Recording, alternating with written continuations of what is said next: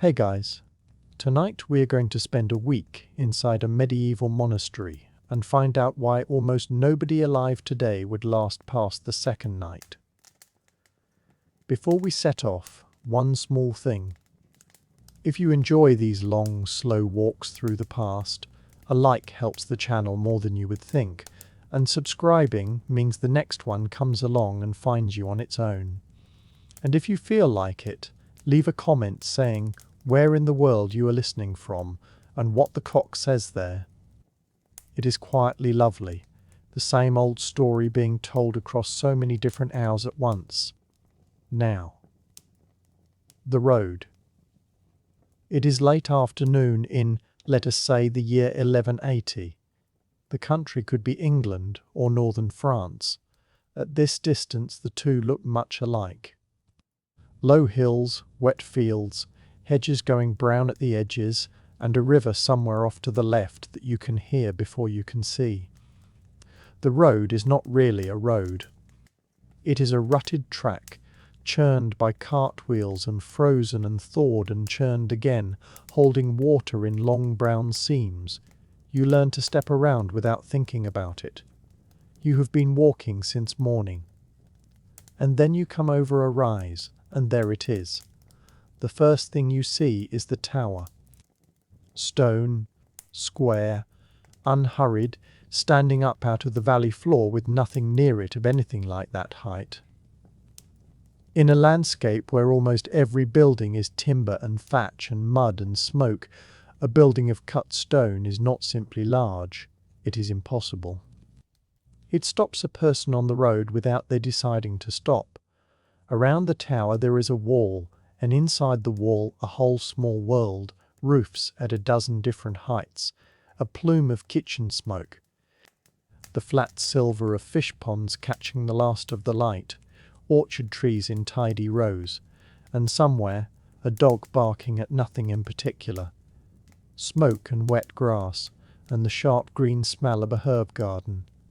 Somebody out of sight is chopping wood, and each sound arrives a moment after the stroke. And then the bell.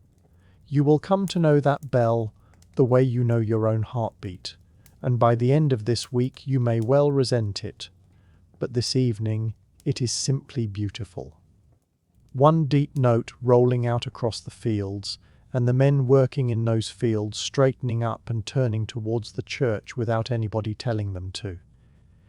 That is the first thing to understand about this place. Everything inside those walls is arranged around a sound. Before we go through the gate, though, let us clear away a picture most of us carry about without ever quite examining it. When a modern person hears the word monastery, they tend to imagine a retreat, somewhere silent and remote, where a few gentle men have withdrawn from the world to think about God and grow vegetables, and where nothing much happens for several hundred years. That is almost exactly wrong. A great medieval monastery was one of the busiest and most economically significant institutions in its whole region. It was a farm, often an enormous one, with granges and flocks and mills, and its own fish ponds so the community could eat on the many days when meat was not allowed. It was a library, at a time when books were rare enough to count as treasure and had to be copied out one letter at a time by hand. It was a hotel, obliged by its own rule to take in travellers and feed them, which in a countryside with almost no inns made it the only reliable roof for miles. It was a hospital of a sort, for its own sick and often for the poor at the gate. It was a landlord holding land and rents and the loyalties of tenants across whole counties, with all the account-keeping and the lawsuits and the grumbling that implies. It was frequently a school, and sometimes the local bank, the local archive, and the last court of appeal for an argument nobody else could settle. And underneath all of that, running through it like a spine, it was a place of perpetual prayer. That was the point. Everything else, the sheep and the barns and the rent rolls and the guest hall, existed to keep a group of men, or in other houses, a group of women, free to sing the services of the church at fixed hours day and night, in an unbroken chain, on behalf of everyone who could not. That was understood, at the time, as work. Not as retirement, and not as escape. The phrase for it, opus dei, means the work of God, and monks meant the noun as seriously as the adjective. A knight defended you with a sword. A ploughman fed you. A monk prayed for you, and for your dead parents, and for your harvest, and did it in the small hours of the morning while you were asleep. In a world that took the fate of the soul absolutely seriously, that was not a hobby. It was a public service, and people paid for it, and left land to it in their wills, and expected it to be done properly. So the place you are walking towards is not a quiet corner of the world. It is an engine. And it runs on a book. Nearly every monastery in Western Europe for something close to 1,000 years was organized according to a short document written, it is generally thought, in the first half of the 6th century by an Italian abbot we call Benedict of Nursia. The rule of St. Benedict is not long. 73 brief chapters, some of them only a paragraph. You could read the whole of it in an evening and never guess you were holding the operating manual for half a continent. What strikes most people who come to it for the first time is how sane it is. There were older monastic traditions, particularly out of Egypt and Syria, that ran on heroic extremes, men competing at fasting, men living alone in the desert, feats of endurance that read today as almost unbelievable. Benedict knew that literature and admired it, and says so. Then he wrote something deliberately more moderate, describing his own work as a small rule for beginners, and pointing anyone who wanted something sterner towards the older masters. Again and again, the rule tells the abbot to be careful, to weigh people individually, to remember that he is dealing with human beings of very different strength and temperament, and to arrange things so the strong still have something to strive for, and the weak are not driven away. There is a line about not scraping so hard at the rust that you break the pot. There is a passage about giving the young, the old, and the sick easier food and earlier meals, because their bodies cannot do what other bodies can.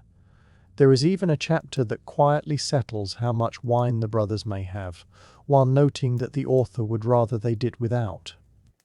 Which is, when you think about it, an extraordinary tone for a founding document. It is not the voice of a fanatic.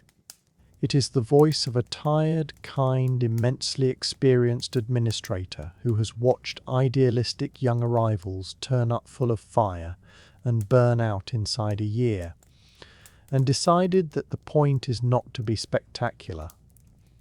The point is to still be here in 30 years, because that is what you are actually promising when you go through this gate. In the Benedictine form you make 3 vows, and they are not quite the ones people expect. Obedience, first, which means placing your own judgment below that of the abbot and the community in matters small enough to be maddening. Then conversion of life, a broad and rather beautiful promise to keep becoming the kind of person this life is meant to produce, and which carried within it the simplicity and the chastity people usually think of first. And then the third one, stability.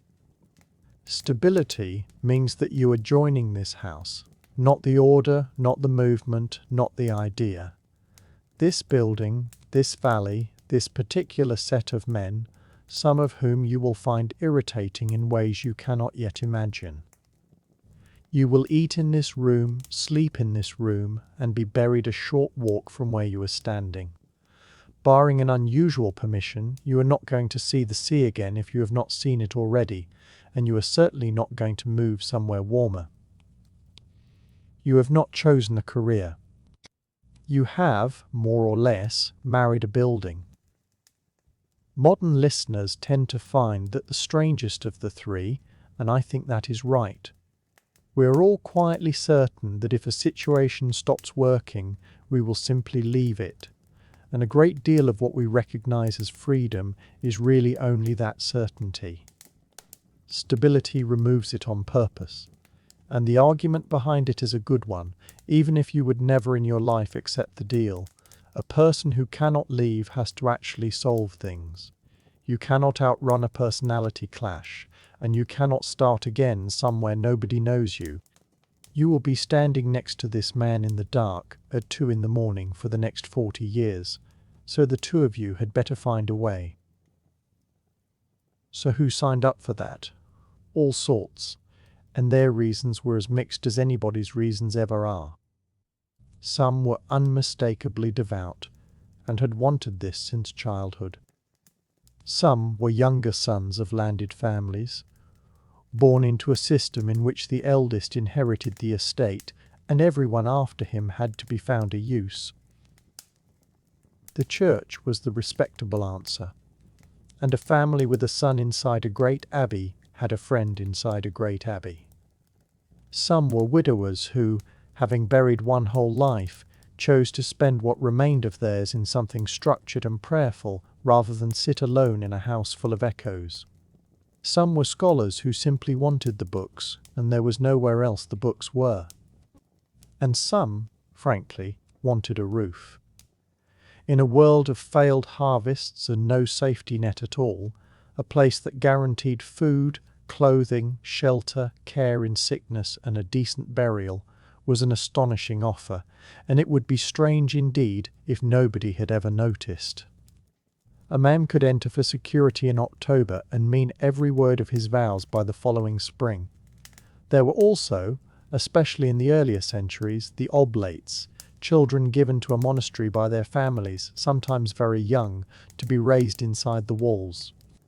To us that sits uncomfortably, and over time it came to sit uncomfortably with them too. The practice faded and was eventually restricted, so that entry became something an adult chose for himself. But for a long stretch of this history, some of the men standing in that choir had never known any other home, and had learned to read from psalms they could already sing. And that is worth pausing on, because the psalms are the water this whole world swims in. The rule sets out an arrangement by which the entire Psalter, all 150 of them, is worked through in the course of a single week, and then begun again the next week, and the next, for as long as ye live. Do the arithmetic on 40 years of that, and you understand something about these men that no description of their buildings will give you. They did not consult the Psalms, they had them. The words were simply there, in the back of the mind, available in the dark, in grief, in the middle of a job in the fields. Whatever brought you here, you were not admitted quickly. The rule is blunt about it. Do not make entry easy. Let the newcomer knock, and be refused, and knock again, and be told plainly how hard the life is. Then a stay in the guest quarters, and then the novitiate, roughly a year of living, the full routine, while still, technically, free to walk out of the gate.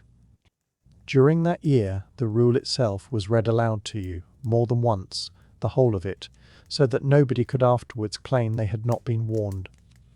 And then it was put to you in front of everybody. This is the law under which you propose to serve. If you can keep it, come in. If you cannot, you are free to go. That whole year is engineered quite consciously to give you the exit, which is a rather generous piece of design in a document written some 15 centuries ago. And then the gate itself. It is smaller than you expect, set into the gatehouse under an arch, with the porter's little room beside it, because the rule wanted a sensible older brother stationed there who would answer promptly and kindly, by day or by night. He lets you in, and the noise of the world drops away behind the wall. Beyond it, the precinct opens up. The church dominates everything, long and high and cold, its floor worn into shallow dips by feet. Attached to its southern side, usually, is the cloister, a square of covered walkways around an open garth of grass, with stone benches and windows without glass, and the light coming in sideways. That cloister is the heart of the house, the corridor everything else connects to, where reading and teaching and copying happen, and where a great deal of the day is quietly spent. Off one walk of it lies the chapter house, where the community gathers every morning to hear a chapter of the rule read aloud and to settle the business of the house.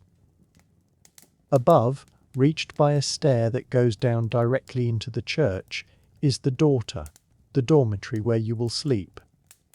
On another side is the frater, the refectory, where meals are eaten in silence while one brother reads aloud. There is a kitchen and a warming house with the only fire you will be allowed anywhere near. Further out lie the infirmary, with its own small chapel and its slightly softer rules, the guest hall kept ready for whoever arrives, and then the barns, the brewhouse, the workshops, the gardens, the orchard, and beyond all of those the fields and the sheep and the mill. Everything you will need for the rest of your life is inside this wall, which is either the most reassuring sentence you have ever heard or the most alarming one, depending entirely on the evening. So this is the plan for tonight. We're going to live a full week in here, hour by hour. The terrible middle of the night and the 8 services that shape the day. The food, the silence, and the sign language it made necessary. The work, and the officers who ran the place. The room where books were made, one letter at a time. The people who looked at all of this and decided it was not enough for them. And the empire of wool and land and lawsuits the whole thing quietly became, and how it ended. Along the way, we will keep asking the same gentle question: could you, honestly, do this? I should say at the outset that I am fairly sure I could not. For now, though, it is your first evening. Someone has shown you where to stand in the cloister and told you to wait, and then walked off, because everybody here has somewhere else to be. The grass in the middle of the garth is going grey with dew. The light is leaving the sky in that slow, unbothered way it has in the countryside, and the stone of the arcade holds the last of the day's warmth, just long enough for you to notice it going. Somewhere behind you, a door closes. A lamp is lit in the passage, and makes almost no difference. And up in the tower, the bell begins to move. So the gate has closed behind you, and the porter has shown you where the community sleeps, and now the house goes quiet, in a way that almost nothing in the modern world goes quiet. There is no hum, no distant traffic, no appliance breathing in another room, no thin blue light leaking under a door. There is stone and wool and the small sounds of a building settling into the cold, and outside, if the sky is clear, an enormous quantity of stars that nobody in this valley finds remarkable because they see them every night of their lives. The first thing that would surprise you before anything difficult happened at all is how early they go to bed. The light fails, and that is more or less the end of the matter. Candles cost money. Lamp oil cost money. A house that burned light all evening for the pleasure of staying up would have been thought not merely extravagant, but faintly ridiculous. So the community eats a modest supper, says the last office of the day, and goes upstairs while there is still a stain of colour in the western sky. In high summer that might be quite late. In the depth of winter it means going to bed at what you and I would call the middle of the evening, the hour when a modern person is only just deciding what to watch. And then, somewhere around 2 a.m, a bell rings and everybody gets up. This is the detail that stops people. Of everything in the monastic day, this is the one that makes a modern listener say quietly, no. Not the fasting, not the silence, not the obedience, the 2 a.m. Because in our world, being awake at that hour means something has gone wrong. It means a sick child, or a delayed flight, or a worry that has come to sit on your chest and will not be reasoned with. 2 a.m. is an emergency hour. It is not a scheduled one. But here is the part that softens it, and it changes the whole shape of the thing. Medieval people, by most accounts, did not sleep the way we sleep. They slept in two pieces. You went to bed not long after dark, and you slept what was quite ordinarily called the first sleep, a solid few hours of it, and then somewhere in the small hours you surfaced, naturally, without an alarm and without resentment. And in that gap between the sleeps, people did things. They tended a fire. They prayed. They talked quietly to whoever they shared a bed with, which in a crowded house was most of the family. They thought about their dreams while the dreams were still warm. And then, after an hour or so, they went back down into the second sleep and slept again until light. Historians who study this argue that the unbroken night we treat as the natural human default is the strange one, an artifact of cheap artificial light pushing bedtime later and later until the night was no longer long enough to hold two sleeps. So when the bell rings in the daughter at 2 in the morning, it is not dragging the monks out of the middle of their rest. It is landing, more or less deliberately, in a gap the body was already opening on its own. The monks did not invent waking in the night. They simply decided what to do with it. What they decided to do with it was sing. The room you wake in is called the daughter, or the dormitory, and it is usually a long hall running above the eastern range of the cloister, with small windows and a roof of dark beams. There are no rooms, there is no door you can close. In the earlier centuries, the beds are simply ranged down both sides of the hall, straw mattresses on low wooden frames, and later some houses put up partitions to make little open-fronted cubicles, which is about as much privacy as monastic life is ever going to offer you.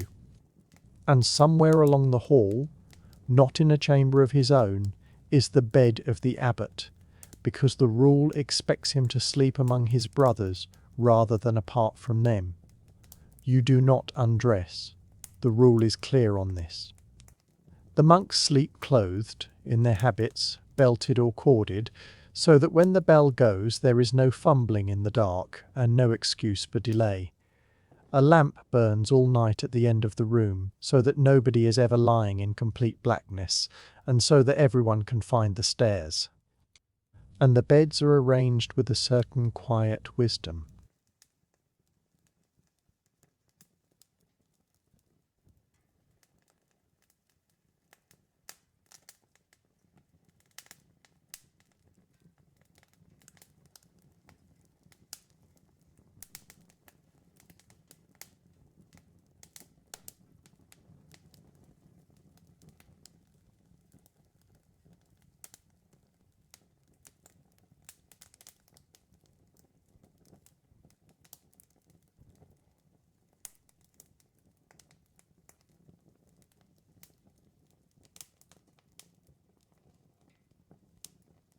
The practical effect is that the boy who arrived last month spends his nights within arm's length of a man who has been doing this for 40 years and can hear a whisper through 2 blankets.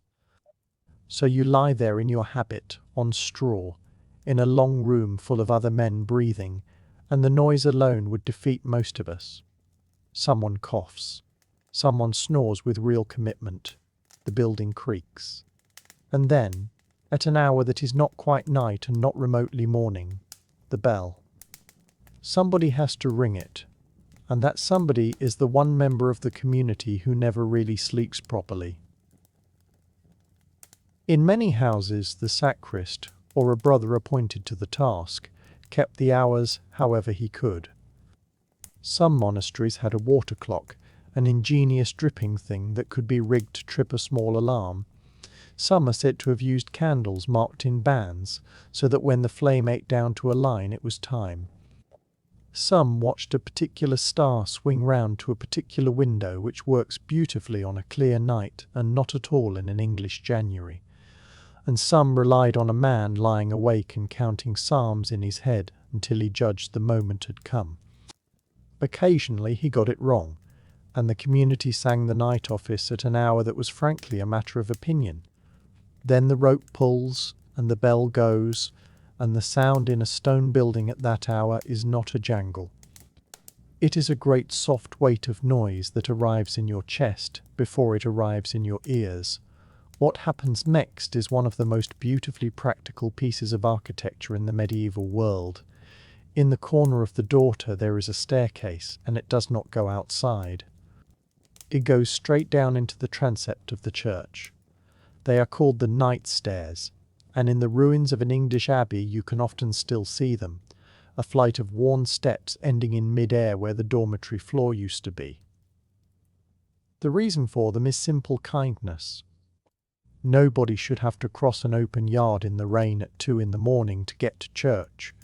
So the community rises, pulls on night shoes, and walks down, half asleep, in single file, in the dark, into the cold, enormous space of the church. And it is cold. This is the thing no photograph of a beautiful cloister ever quite conveys. These are unheated stone buildings, and stone does not merely fail to be warm, it quietly takes warmth from you. The church has no fire in it, ever. The daughter has no fire in it.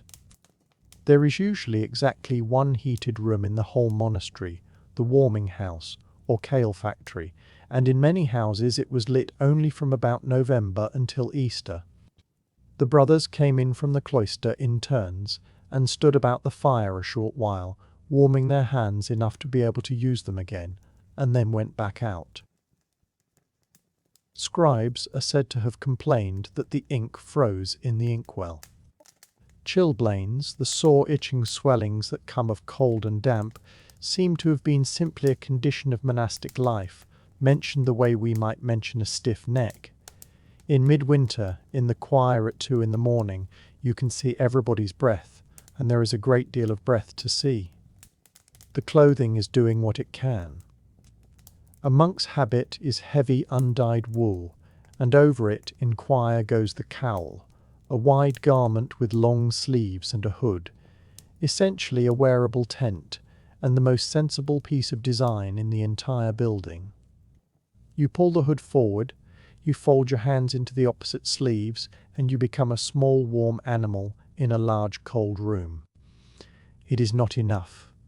It is, however, much better than nothing. The office they have come to sing is called vigils, or nocturnes, or in some traditions matins, and the names shift about depending on the century and the order, which is one of those things historians have made peace with. It begins, as monastic prayer had begun for centuries, with a single line asking God to open the speaker's lips so that his mouth may declare praise.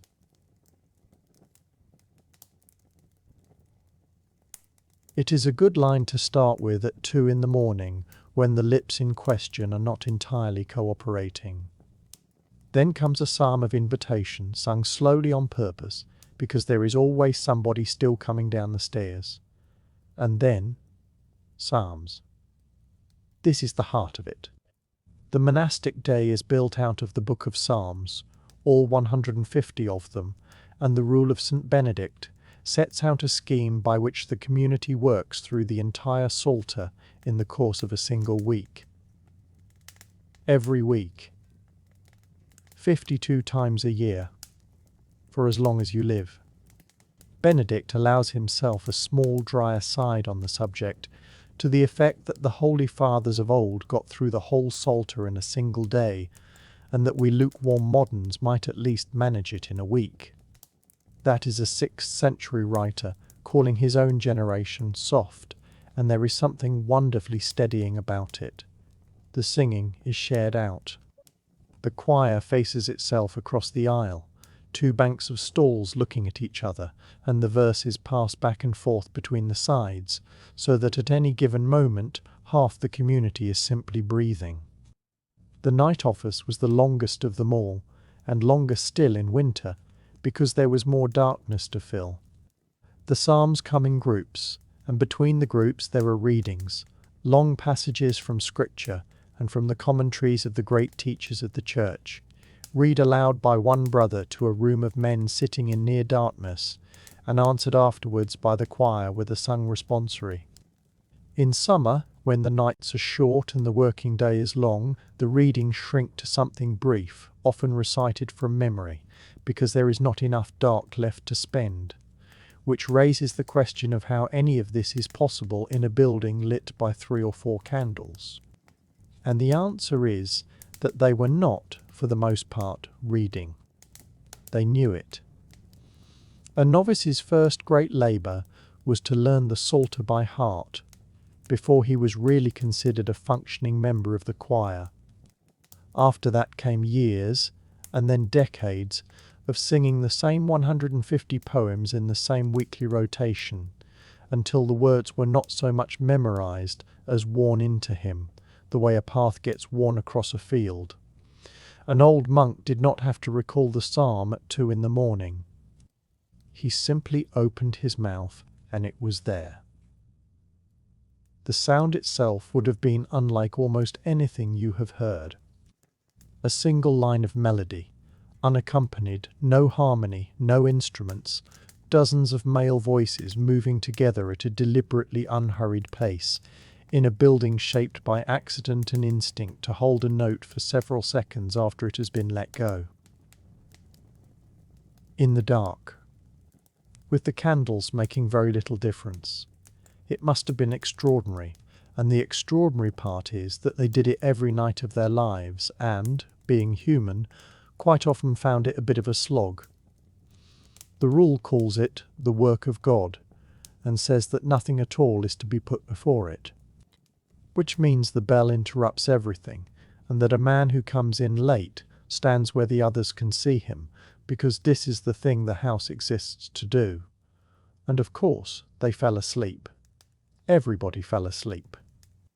You are a human being sitting still in a warm habit in a dark room at 2:30, while somebody reads a long passage in Latin, and there is a limit to what devotion can do about your eyelids.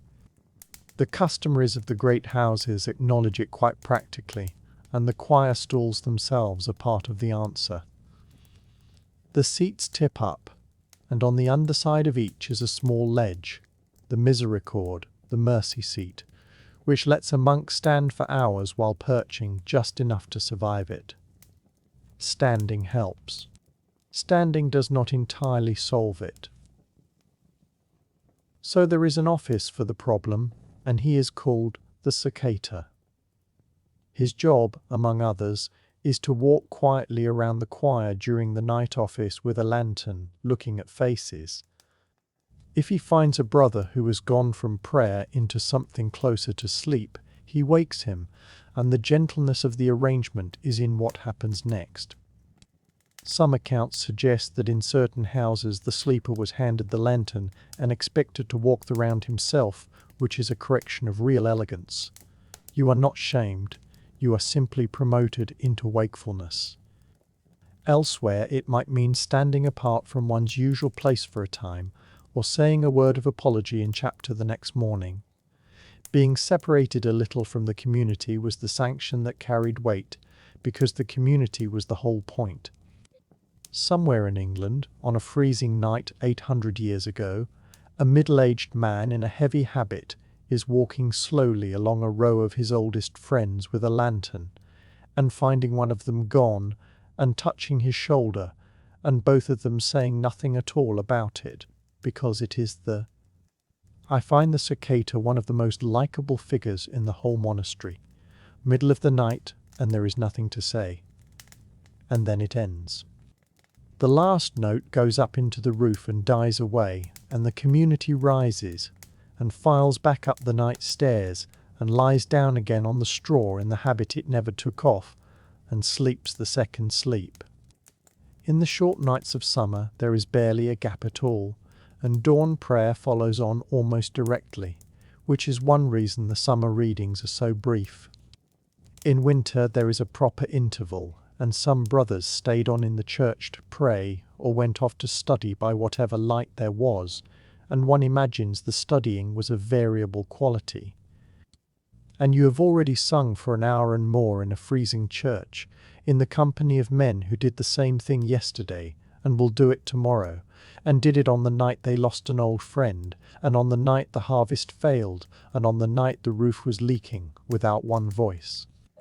But for most, it is back to bed for 2 or 3 hours, until the sky begins to grey and the bell goes again, which leaves you, on your first night, with a fact that is quite hard to hold in your head. The day has not started, nobody has eaten, nobody has worked, the sun will not appear for hours. So the night office ends, and the sky beyond the high windows is only just beginning to think about turning grey, and you are standing in a cold church in a woolen habit with your hands folded inside your sleeves, and a reasonable modern person might assume that the difficult part of the day is, suggesting that tonight, just this once, they might not bother. That is the part that stays with you, not the discomfort, the consistency, safely behind them. It is not. The difficult part of the day is the day.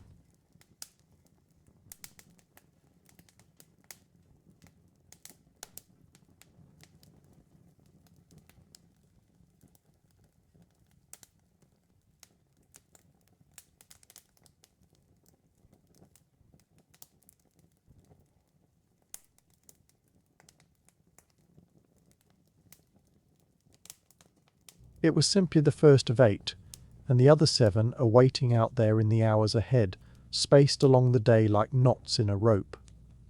The timetable had a name, the horarium, the hour book, the shape of the day. Every house had one, and every monk lived inside it, the way the rest of us live inside our own skin. 8 times between one sleep and the next the bell would go, and whatever you were doing you would stop doing it and go to the church. Not when you had finished, not at a natural pause.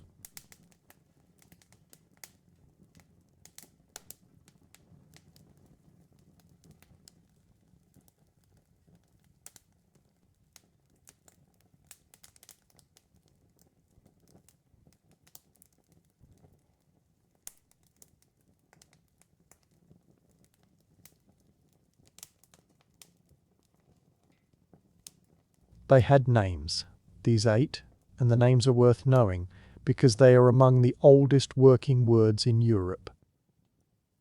First, in the deep of the night, vigils, the watch, sometimes called nocturnes and sometimes matins, depending on the house and the century. Then lauds, the praises, at first light, when the windows change from black to grey to a thin, uncertain blue. Then prime, the first hour, sung as the working day is about to begin. Terce at mid-morning, sext at midday. None in the middle of the afternoon, when the light has gone flat and heavy. Vespers in the evening, as the gold comes into the windows and then leaves them again. And last of all, Compline, the completion, the closing off of the day, sung in a church already filling up with shadow, after which nobody says anything to anybody at all until the morning. Prime, terce, sext, none. First, third, sixth, and ninth. Those are Roman hours, counted from sunrise, and if you have ever wondered where our word noon comes from, that is the answer, sitting quietly in the middle of a medieval afternoon. None, the 9th hour, drifted slowly backwards across the centuries until it came to rest at midday and simply stayed there. But here is the thing a modern mind finds hardest to hold. A Roman hour was not 60 minutes. The daylight was divided into 12 parts, whatever the daylight happened to be that day. In June, an hour was long and generous. In December, it was a short, pinched little thing. The hours breathed with the seasons, and the day was not a grid but a tide. Which is why the monastic year had 2 timetables rather than 1. The rule assumes a winter arrangement and a summer arrangement, noticeably different from each other, because everything ran on daylight and the length of the nights. In winter the brothers rose in the small hours, and there was a long dark gap afterwards, before dawn, and that gap was filled with reading and with learning things by heart, by candle, in the cold. In summer the night was so short that the gap almost vanished, and Lords came hard on the heels of vigils like one breath following another, and in compensation the working day stretched out long and green. A rest was allowed in the heat of the afternoon, and the main meal came earlier. And all of this was managed without clocks, not clocks as we mean them. For most of these centuries there was no mechanism on a wall with hands going round. There were candles marked with bands, so you could watch the night being used up. There was water dripping steadily from one vessel into another. There were stars, and the trick of knowing which star should stand in which window. And some accounts suggest that in certain houses a brother was given the job of staying awake and quietly reciting a fixed number of psalms, using his own voice as a measuring instrument, until it was time to go and wake everybody else. Whatever the method, somebody had to be right, because if he was wrong, the whole house was wrong, and a great many men would be standing in the dark singing the wrong office at the wrong hour. It was one of the most consequential alarm clocks in Christendom, and often just a tired man counting. All of this had a purpose, and the purpose has a name too: Opus Dei, the work of God. The rule is blunt about where it sits in the order of things. Nothing is to be preferred to the work of God. Not the harvest, not the accounts, not the guests at the gate, not the letter half written. Everything else in that enormous, self-sufficient household was arranged around those 8 fixed points, the way a vine is trained around its trellis. You did not fit prayer into your day. You fitted your day into the prayer, in the gaps between, and the gaps were where ordinary life was allowed to happen. And the content of all that singing was, above all, the Psalms. The whole Psalter, all 150 of them, was to be worked through in a single week, and then begun again on the Sunday, and so on for the rest of your life. The rule itself remarks, with what sounds very much like mild embarrassment, that the monks of earlier days managed the whole Psalter in a single day, and that a weekly arrangement is rather easy-going by comparison, which tells you something about the company Benedict thought he was keeping. The practical result was that a monk of 30 years' standing carried the psalms inside him, the way you carry the shape of your own hallway in the dark. He did not need the book. In the night office, when the light was poor and the eyes were older, the book was very often not the point at all. And it was not one voice, but 2, answering each other. The choir sat facing itself, half the community on one side and half on the other, and the psalms went back and forth between them, a line from this side and then a line from that, all day and all year, with one brother, the cantor, having particular charge of the singing. And the sound of it in a stone church with no soft surfaces anywhere would have been unlike anything most of us have heard, because the building itself joined in, holding the last note for a moment after the men had stopped making it. Those churches were built, among other things, to be instruments. There was a third strand too, alongside the prayer and the work, and it was reading. Slow reading, a page at a time, chewed over rather than got through, and in some houses the year began with a formal handing out of the books. Prayer, work, and reading, turning over and over for 50 years if you lived that long. So let us be honest about the arithmetic, because this is where a modern person quietly folds. 8 services a day. Every day, whether or not you are feeling up to it, including the day the roof is leaking, including your birthday, which nobody mentions, because a monastery has very little use for birthdays. There is no weekend. There is no holiday. There is no year off. And on the great feasts, when the rest of Christendom was resting, the office grew longer rather than shorter, with more psalms and more readings, so that a holy day was, in practice, extra work. Most of us cannot sit through 8 meetings in one day without emerging from the last one as a hollow shell of a person, and those meetings do not begin in the middle of the night, and we are allowed coffee, and we are not required to sing. And now the other half of it, which is harder to describe because it consists of an absence, the silence.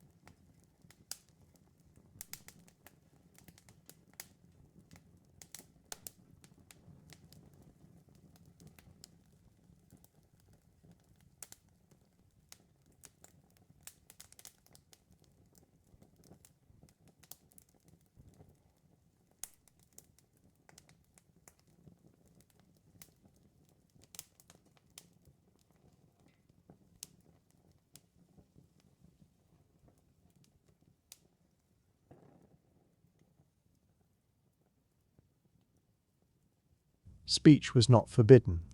Speech was rationed and directed and given a proper place, the way water is given a channel. The cloister was silent, the church was silent, except for the singing. The refectory was silent, except for the voice of the brother reading aloud from a pulpit set into the wall. The daughter, the long upstairs room where you slept, was silent absolutely. If business genuinely had to be discussed, there were places for that. A parlour off the cloister, or the warming house in the cold months, where the fire was, and where a certain amount of low, brief, practical conversation could be had without anybody feeling that the world had ended. And then, every evening, from the last words of Compline until the morning office was finished, there fell what was called the Great Silence, and that one was taken very seriously indeed. Not a word. Not to your closest friend, not to the novice in the next bed, not to the abbot, unless the building were actually on fire. Whatever had happened to you that day, whatever you badly wanted to say, you carried it up the night stairs unsaid, and you laid it down, and you slept on it, and by the morning, more often than not, it had shrunk to its proper size. There is a case to be made that this was one of the wisest things anyone in the Middle Ages ever thought of. But a house full of people who cannot speak still has to function.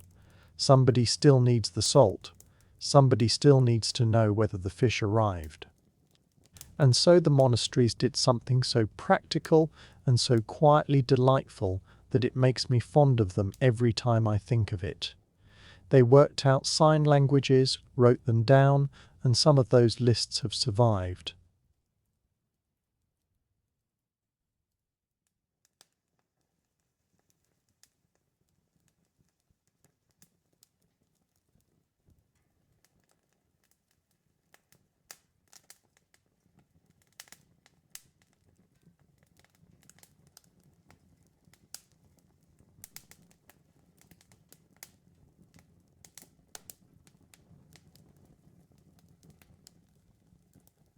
They have no grammar, and they were never meant to carry a conversation. They are vocabularies, mostly of nouns, mostly of things you might need at a table or in a storeroom, and the number varies from house to house, the longer lists running to 100 signs and more. And they are wonderful, because every one of them is a small piece of medieval reasoning made visible. For bread, you make a circle with your thumbs and your first fingers because a loaf is round. For fish, you move your flat hand through the air in the wriggling manner of a fish in water, and it is impossible to make that sign, even now, without a small private smile. For a book, you hold out your hand and move it as though you were turning a page. And here is the one that people always love. It is said that in at least one of the great houses, if the book you wanted was not a holy book, but a work of secular or pagan learning, you made the sign for a book, and then added to it the gesture of scratching behind your ear, as a dog does. That is not hostility. That is a joke, worn smooth by long use, made silently across a shadowy library by men who were not allowed to laugh out loud and found a way to be funny anyway. And of course it went wrong constantly. There is a whole small genre of monastic complaint about brothers who used the signs far too much, who chatted with their hands right through the psalms, and had turned a system meant to preserve silence into an ingenious way of getting round it. Give people any set of rules at all and someone will find the loophole, and then teach it to the novices. There was, though, 1 hour of the day when you were expected to speak, and it happened in a particular room. Off the east side of the cloister stood the chapter house, in many abbeys the finest room in the place after the church itself, vaulted and well cut, with a stone bench running round the wall, so that the whole community could sit and see one another's faces. Every morning they gathered there, and the meeting began with a chapter of the rule read aloud. That is where the room gets its name, and the meeting too, and the word has travelled a very long way from that bench into our banks and our books. A chapter every morning, and then round again from the beginning, so that no man could ever say he had forgotten what he had promised. Then the martyrology, and the names of the brothers of that house who had died on that day in years gone by, read out so that the dead were named aloud in the room where they had once sat. Then the business. The building work. The sheep. The lawsuit. The visitor expected on Thursday. Ordinary committee matters in an extraordinary setting. And then the part that the novices dreaded, which was called the chapter of faults. One by one, brothers would come forward and accuse themselves out loud in front of everyone of the things they had got wrong. Arriving late.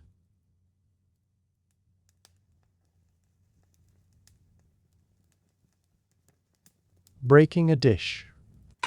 Falling asleep in the night office, which happened to absolutely everybody. Speaking when they should not have spoken. And if a man did not accuse himself, a brother might do it for him, in the open, and the accused was expected to take it without argument. The correction that followed was, in the ordinary run of things, social rather than anything else, and that is the piece people tend to get wrong. The penances were about separation. You ate alone, at a small table set apart, while the others ate together. You stood at the back, or came last in the procession, or waited outside the church door while the office went on without you. You were, for a time, not quite in the circle, and in a world where the circle was the whole of your life, that was quite enough. To be gently set apart from a family you cannot leave is a punishment with real teeth. Which brings us to the thing underneath all of it, and it deserves to be said honestly. There was no privacy in that life. None. You slept in a room with everybody, ate with everybody, worked within sight of everybody, prayed shoulder to shoulder with everybody, 8 times a day for decades. You did not choose your companions, you could not walk away from them, and you could not, on a bad afternoon, shut a door somewhere and be no one at all for 20 minutes. And with the silence laid over the top of it, you could not even talk your way out of your own head. For some men that was suffocating, and the records do not hide it. There were monks who found the days unbearably long, monks who left, monks who should probably never have been sent at all, because a great many arrived as boys, given to God by their families, and never chose any of it. But for others, and this is the part worth saying plainly, it was the opposite. It was relief, no decisions, no competition, no need to be interesting. Nothing to buy, nothing to become, no question of what to do with your evening, because the bell knew, and the bell would tell you, and all you had to do was go where it said and open your mouth and sing. There are people who would find that unendurable, and people who would find it like being set down gently after carrying something heavy a very long way, and the same person might feel both in the same week, in the same stone corridor. And now, somewhere below, in a room with a great fire in it, a door has opened, and a smell is coming up through the cloister, and even a house this disciplined has to eat. And somewhere in the middle of all that silence, in the middle of the psalms and the bells and the careful, deliberate walking, a very ordinary thought arrives. It arrives in you long before it would have arrived in any of the brothers around you. You are hungry, not dramatically. Just steadily, in that low, patient way hunger has, when the body has been awake since before midnight and has already stood through 2 or 3 offices and a chapter meeting, and has been given nothing at all except cold air and stone floors and the smell of candle smoke. Somewhere beyond the cloister there is a kitchen, and if the wind turns you can catch it, the faint warm suggestion of beans and onions and wood smoke drifting across the garth. It is astonishing how loud a smell can be when nobody is allowed to speak. The meal will come. That is the first thing to understand about food in a monastery. It always comes, at exactly the hour it is meant to come, and never 1 minute before, and no amount of thinking about it moves it forward. There is no cupboard to open. There is no wandering into the kitchen to see what there is. There is only the bell, and the bell is not interested in your opinion. When it does ring, the house begins to move the way it moves for everything, which is to say together and without hurry. The brothers come along the walk of the cloister to the side where the water is, to a long stone basin set into the wall, or standing in its own little canopied house in a corner of the garth, with spouts running into a trough below. This is the lavatorium, the lavabo, and washing here is not a suggestion, it is part of the meal, as much as the bread is. In some houses there is a rail beside it hung with towels, and a brother whose task that week is to see that the towels are there and that the water runs clear.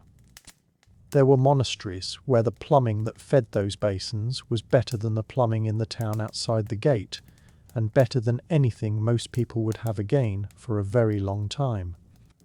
Lead pipes, settling tanks, a spring brought downhill by gravity from somewhere out in the fields, because a house of 60 men needs water more reliably than it needs almost anything else. And then the refectory. It is a long, high room, usually on the far side of the cloister from the church, with tables set along the walls, and one table across the end on a low step, where the abbot sits, and where important guests sit with him. You go to your place, and your place is not yours because you chose it. It is yours because of the day you entered. That is the whole of the seniority system. Not birth, not learning, not who your family was, but the hour you arrived. A man who came in the morning sits above a man who came in the afternoon, and does so for the rest of their lives. Boys who entered at 10 may find themselves ranked above men who entered at 40, and everybody accepts it, because the whole point is to take out of the room the exhausting business of working out who is more important than whom, grace is said. Everybody stands. And then, as the food comes in, something happens that is very difficult to describe to anyone who has not sat in a room where it happens, which is that the room stays completely silent, and one voice begins to read. Built into the thickness of the refectory wall, reached by a narrow stair inside the stonework, there is a small pulpit, and in it stands the brother whose week it is to read. You can still climb some of them. They are set high enough that the voice carries over the tables, and often there is a little window behind to give him light. He asks for a blessing before he begins, because the position carries the danger of vanity, and then he reads for the whole meal, scripture or the life of a saint, or one of the great commentaries, while 100 spoons move quietly below him.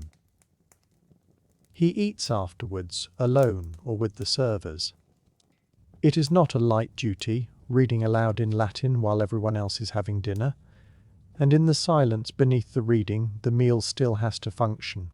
Somebody needs the salt, somebody has been given no bread. So the houses developed signs, quiet little gestures made low over the table, and lists of them survive.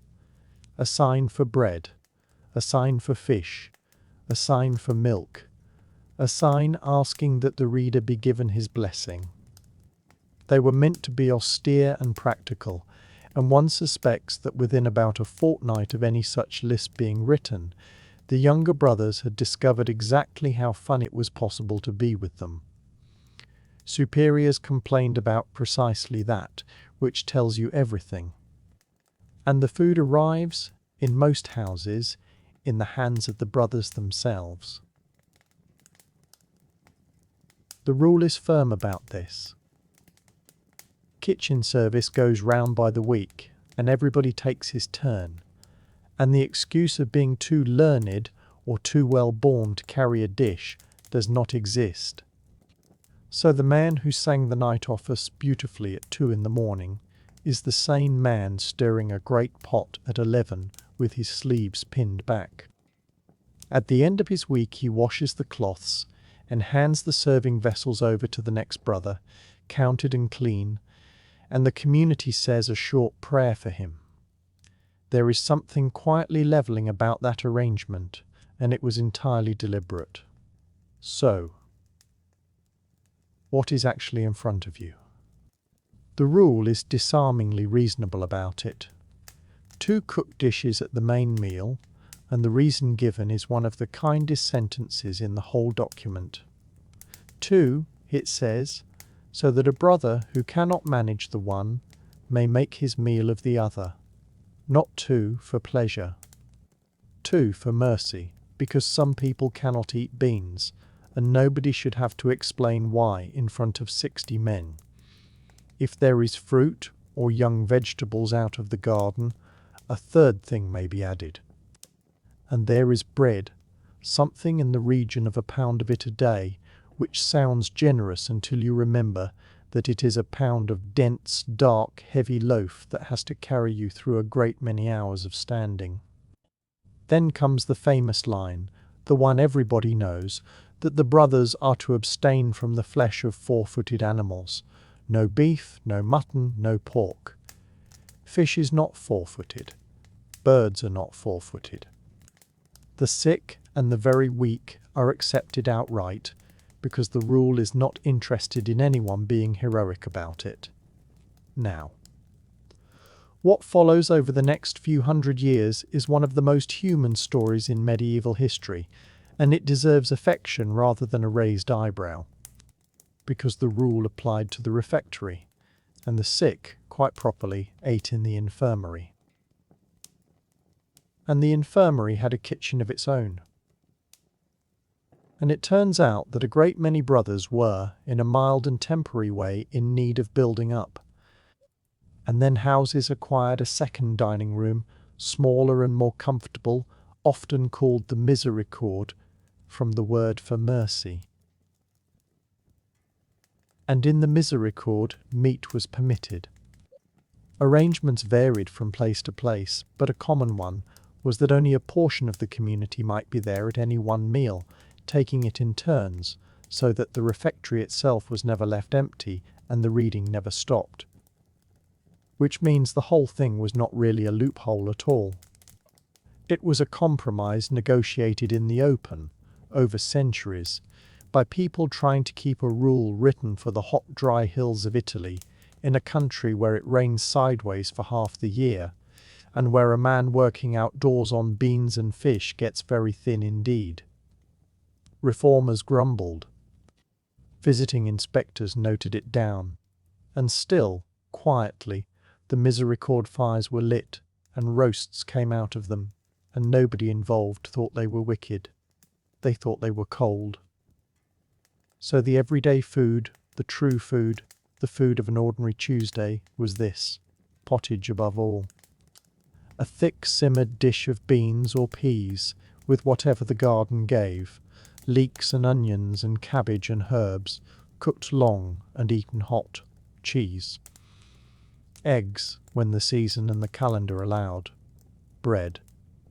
And fish, endlessly, gloriously, exhaustingly fish. Because the church calendar has fish days in it, and there are a great many of them. Fridays, of course. In many places Wednesdays and Saturdays as well, the eves of the great feasts. Advent. And then the whole of Lent, 6 weeks of it, when even eggs and cheese might go. Add all of that together and something like a third of the year, and by some reckonings rather more, is a fish day, which turns a monastery into an institution with a serious and permanent supply problem. Monasteries being monasteries, they solved it magnificently. They dug ponds. Not one pond, but systems of them, linked by channels and sluices, a larger one for growing and smaller stews near the kitchen for holding fish ready. They stopped them with bream and pike and roach and, best beloved of all, eels, which were so much a part of the economy that estates are recorded paying part of their rent in them. Coastal houses had their herring, salted by the barrel and soaked before cooking to make it fit to eat. The great abbeys of the drained fens had water in every direction and knew exactly what to do with it. Managing a fish pond well was a genuine craft, and the man who did it was as much a part of the working house as the baker. And then there is the question of when you get to eat any of it, which is where a modern person really begins to struggle. In the bright half of the year, from Easter through the summer, there are 2 meals. Dinner in the middle of the day and a light supper in the evening. That feels survivable. But from around the middle of September and all the way through the winter to Lent, the house goes to 1 meal a day, taken in the afternoon. And in Lent, that single meal moves later still, to the evening, after the office of Vespers. 1 meal. Not a small breakfast and then 1 meal. 1. Which means that on a February morning you rise in the deep of the night, you sing the long night office, you sing again at first light, you go to chapter, you go out to work in the cold, and you have eaten nothing at all, and will not eat until the light is already going. And you do that not for one dramatic week, but as the ordinary shape of half the year, with the reasonable expectation of doing it again next year and the year after, until you die. The rule, written by someone who had clearly watched real human beings attempt this, provides a small mercy for those who need it. A light early portion of bread with something to drink given to the young, to the old, and to those set to heavy labour. Later customs gave it a name, the mixtum, and it is exactly what it sounds like. A mouthful of bread and a cup, not a meal. Just enough to keep a boy of 12 or a man of 70 from folding up in the middle of the morning. It is a small thing, and it is very characteristic. The rule is severe about the general case, and gentle about the particular person in front of you. Now, drink. The rule approaches the subject with a sigh you can hear across many centuries. It allows a measure of wine a day, and then adds, more or less, that of course we read that wine is not for monks at all, but since the monks of our own day cannot be persuaded of this, let us at least agree not to drink to excess. That is not a rule. That is a man who has met monks. North of the vineyards, the measure became ale, and monastic brewing became a serious industrial operation. A large house had its brew house, and its malting kiln, its great vats and its cooling troughs, and a brother whose whole working life was the making of it. The allowances that survive in later English accounts can look startling.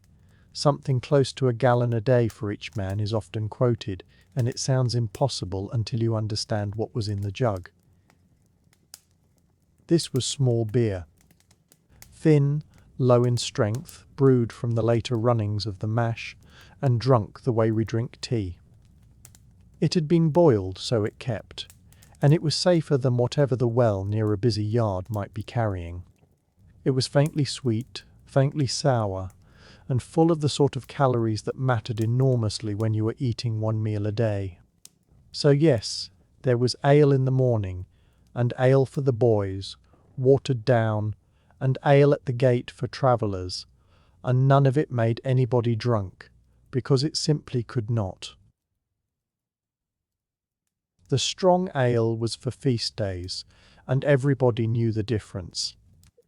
And there is one more thing that happens at mealtimes, and it is the thing I would most want said about these houses. The rule says that every guest who comes is to be received as Christ himself, not politely, not adequately, as Christ. The abbot washes their feet. The kitchen finds them something, whatever the hour, whatever the season, and the fasting rules bend for guests, because a hungry stranger is not a theological problem. He is a hungry stranger. There is a guest hall, and a brother whose entire office is looking after the people in it, and in a world with no hotels and few safe roads, that is not a gesture. That is infrastructure. And beyond the guest hall, at the gatehouse, there is the almonry, and at the almonry there is a queue. Daily doles, larger doles on feast days and on the anniversaries of benefactors, the remains of the refectory tables gathered up and given away. And in bad years, when the harvest failed and the price of grain climbed out of reach, the abbey granary was often the only thing standing between bread went out of those gates in quantities that are hard to picture now, village and disaster. Some houses kept lists of named poor who were fed every day for life. Some ran small schools for boys at the almonry and fed them too. You can be as skeptical as you like about medieval institutions, and there is plenty to be skeptical about, and we will come to the accounts and the wool sales and the lawsuits in their turn. But this stands. For centuries, in every county, there was a building where a person with nothing could go and be given food, and the men inside had committed themselves in writing to giving it. That is the same building where a brother is standing in a stone pulpit reading aloud, while 60 men eat beans in silence, and the two facts belong to each other. The discipline inside the wall is what made the bread outside the gate possible. The meal ends as it began. A bell. A grace.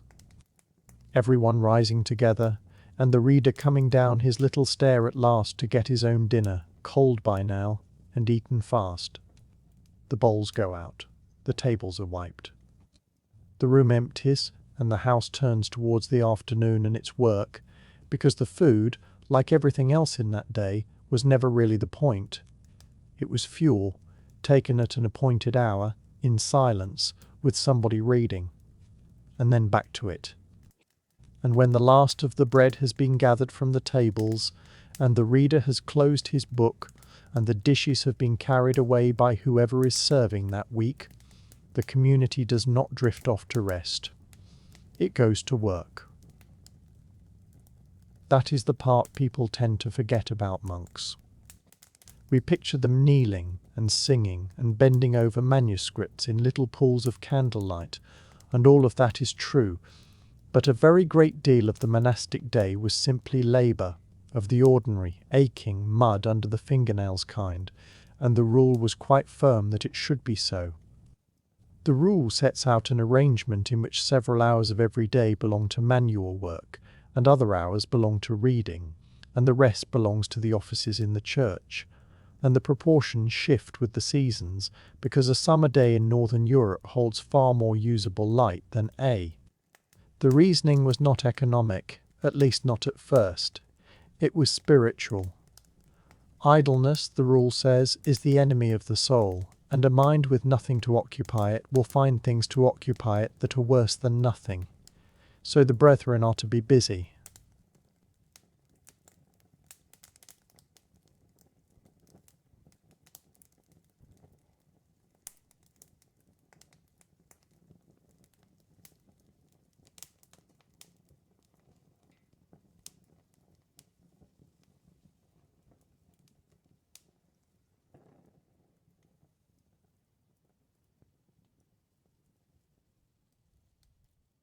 Later ages compressed all of this into a tidy motto about prayer and work, 2 words yoked together, and although that particular phrase came along rather later than the rule itself, it does catch the shape of the thing. You prayed. Then you worked. Then you prayed again.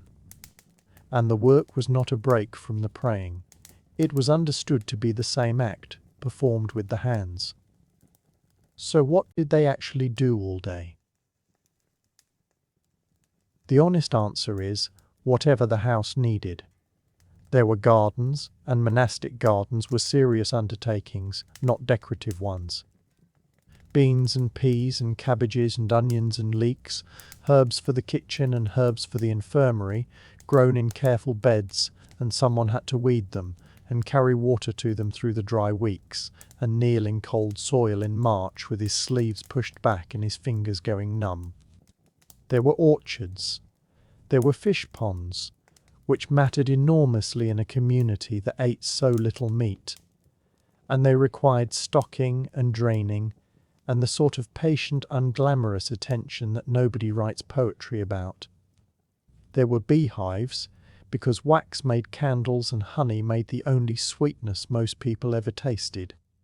There were kitchens to be run and bread to be baked, and a laundry, which, in a house of several dozen men in woolen habits, is not a small matter. There were shoes to be mended, and roofs to be patched, and walls to be pointed, and a mill to be kept turning. And in the earlier centuries there was real field labour, brothers out with sickles at harvest, brothers ploughing, brothers standing in a wet meadow in October doing exactly what the farmers in the valley below were doing, only with a psalm running quietly under their breath. The rule even anticipates that, and adds a kindness to it. If circumstances oblige the brothers to bring in the harvest with their own hands, they are not to be downcast about it, because that, it says, is when they are truly monks. And the work was interrupted. That is the detail that would undo a modern person faster than the cold or the diet or the early rising. Whatever you were doing, whatever state it was in, when the bell went, you put it down and you walked to the church. You did not finish the row. You did not ask for 10 more minutes. The half-copied line, the half-turned soil, the pot on the fire, the sentence in the middle of itself, down it went, and off you walked, and it would still be there afterwards, or it would not, and either way the office came first. We spend our whole lives protecting our concentration from interruption. They organized their whole lives around being interruptible. That changed gradually, and in a way that anyone who has ever watched an organization grow will recognize. As houses became larger and wealthier, and as the round of services in the church grew longer and more elaborate, it became harder for the same men to sing 8 offices a day and also get the hay in. So the work was divided. The Cistercians in particular developed the system of lay brothers, the conversi, men who joined the community in religion but followed a simpler and shorter round of prayer, and who carried the greater share of the heavy labour on the granges, the outlying farms. They wore a slightly different habit. Many could not read and were not expected to. They lived in their own part of the house, and in some abbeys their long range of buildings is still the largest thing standing. Alongside them, and in many houses in far greater numbers, there were hired servants, ordinary laymen and women from the neighbourhood who worked in the brewhouse and the bakehouse and the stables for wages. By the later Middle Ages, some accounts suggest, a great abbey might have several servants for every monk, and the choir monks, the ones we picture, spent their working hours in the church, in the cloister, in the library, teaching the boys, keeping the accounts, which is either a betrayal of the original ideal or a perfectly sensible adaptation to circumstances, depending on which reforming preacher you happen to be standing near at the time. They argued about it constantly. Every century seemed to produce someone who thought the monks had gone soft, and every century that someone founded a stricter order, and in time each of those stricter orders grew comfortable in its turn, and the cycle began again. It is a very human pattern for a very unworldly institution. Now, somebody had to run all of this, and here we come to the thing that always surprises people, which is how astonishingly corporate a medieval monastery was. This was, after all, a self-contained settlement, with land, income, tenants, buildings, livestock, guests, dependents, and a payroll. The officers were called the obedientiaries, and the list reads rather like the management structure of a mid-sized company that happens to sing at 2 in the morning. At the top, the abbot, who is the father of the house and holds enormous authority, and who in a great abbey was also a considerable lord in the wider world, summoned to councils, expected to entertain, sometimes away for months at a time. Under him the prior, his deputy, who did the actual daily running of the place while the abbot was off being important, and in houses where the abbot was often absent, the prior effectively was the abbey. Then the cellarer, and if you want the single most quietly heroic job in the building, it is this one.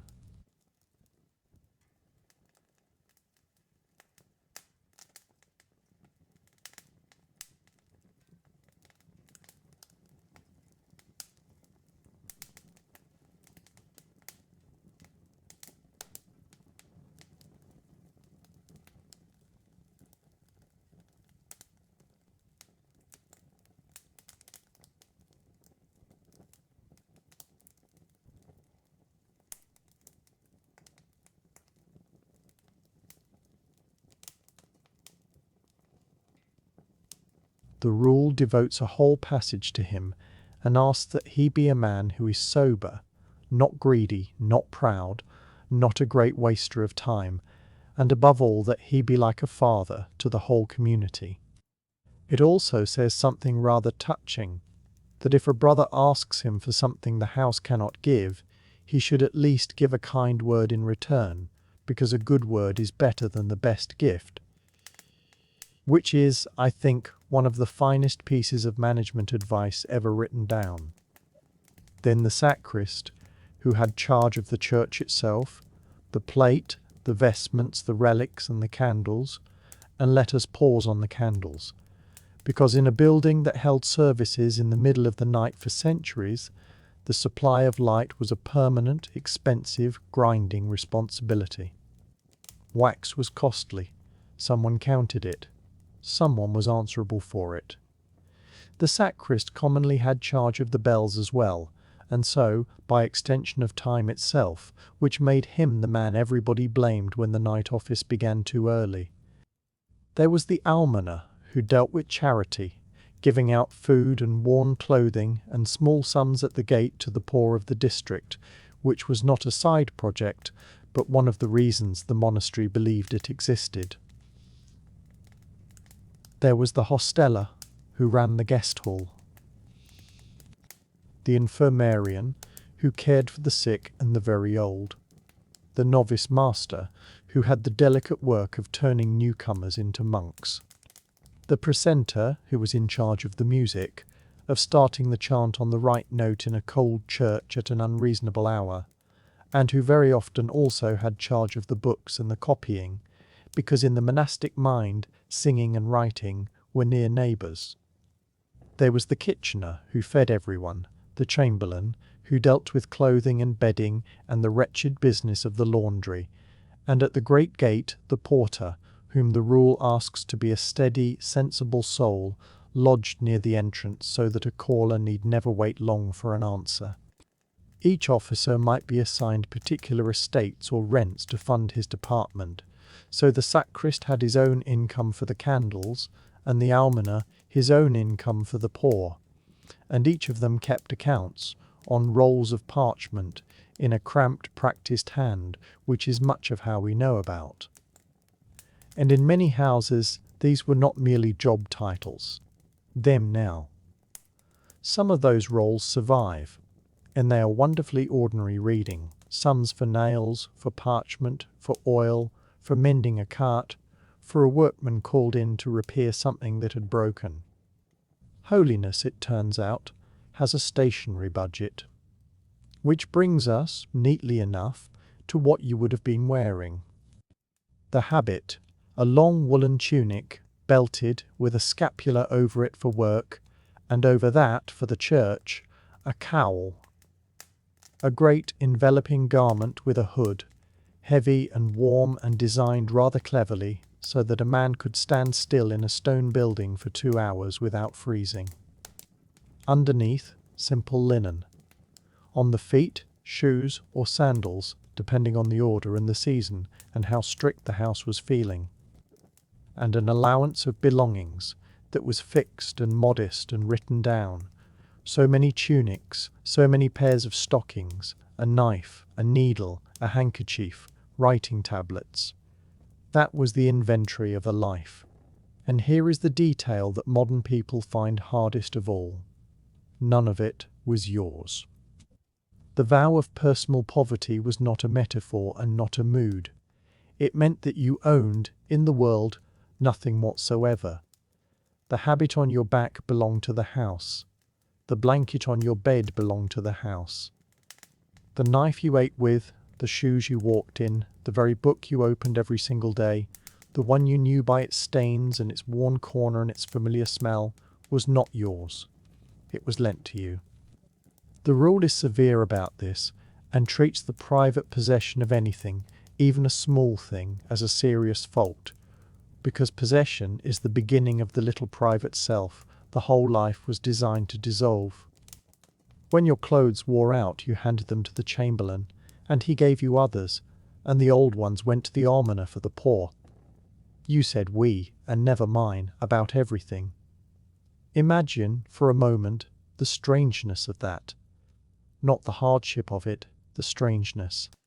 Every object you touched all day, and not one of them yours. And then the tonsure, that famous shaved crown, the ring of hair left around a bare centre. It was the visible mark of a man in religion, given at his entry and renewed regularly for the rest of his life. And medieval writers like to say that it recalled the crown of thorns.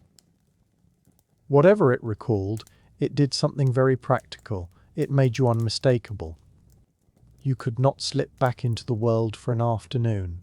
A tonsured man walking through a market was recognized by everybody at 50 paces, and that was rather the point. Your commitment was written on your head, where you could not see it and everyone else could. Now, in a range of buildings a little apart from the cloister, quiet, and often with its own small chapel and its own garden of herbs, stood the infirmary, and the infirmary is where the whole system shows you its heart. Because this life, which was so relentless about discipline, became suddenly and completely gentle the moment a brother was ill. The rule states it about as plainly as anything in it is stated. Care of the sick comes before and above everything else, and they are to be served as one would serve Christ himself. So in the infirmary the rules quietly loosened. There was a fire in the hearth, an actual fire, in a house where fires were rare. There was better food and meat, which the rest of the community did not eat. There were exemptions from the night office, so a sick brother could sleep the whole night through. There was permission to speak.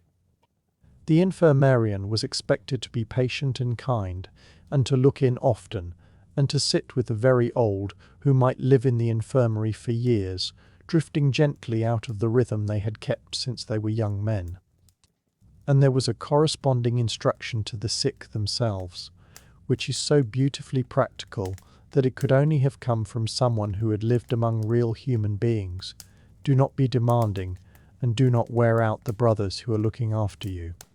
You can almost picture an infirmarian in a warm room on a winter afternoon, reading that line and sighing. There was also, in most houses, a regular bloodletting, which was standard medicine of the age for everybody, and which many monasteries scheduled several times a year.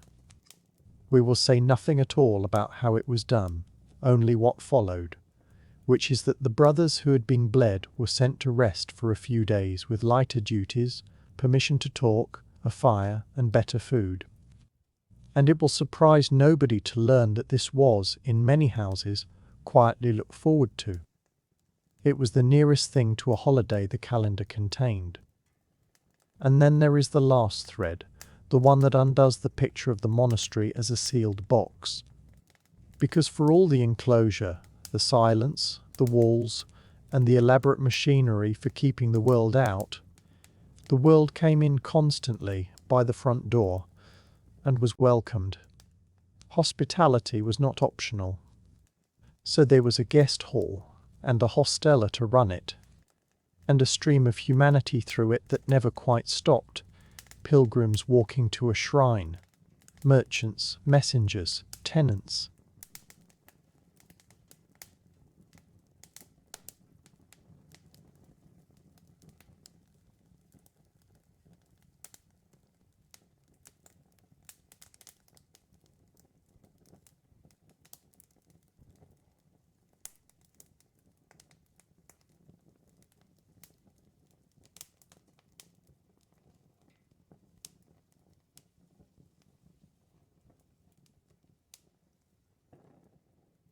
The rule says that all guests are to be received as Christ, and that the poor and the pilgrim are to be received with especial care, precisely because in them Christ is more truly received, with nothing at all. In a country with almost no inns, a monastery was where you slept. Great abbeys on the main roads are said to have housed a great many travellers in the course of a year, and it strained everything, the kitchens, the stables, the accounts, the patience of the cellarer. And it strained the silence. Because the guests talked. They brought news, and rumour, and coin, and mud, and the smell of the road, straight into a place organised around stillness. Which means that the monastery you would have entered was never quite the closed world it looks like from outside. It was a hinge. On one side a life of extraordinary discipline. On the other, the whole noisy business of the age, arriving at the gate at dusk and asking whether there was any supper. And so the working hours turn, as they always do, toward the labour the monasteries are best remembered for.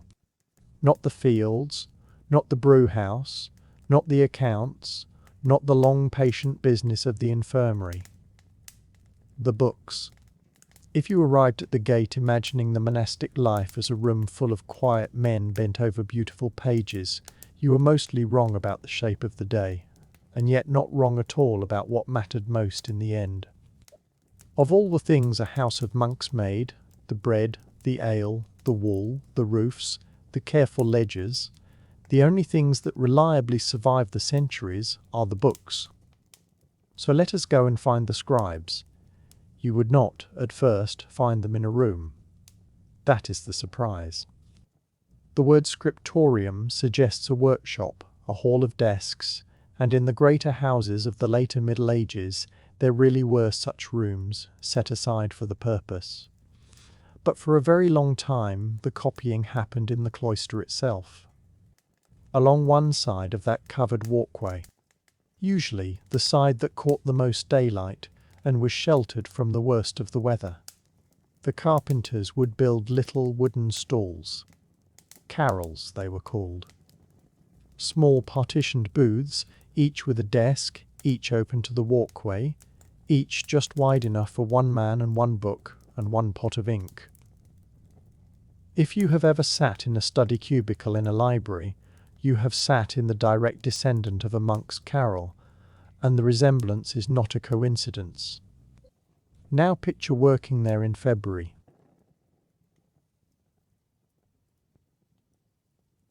The cloister is open on one side to the garth, the green square in the middle. There is no glass, there is no heat. The stone under your feet has been cold since October, and will not be properly warm again until May.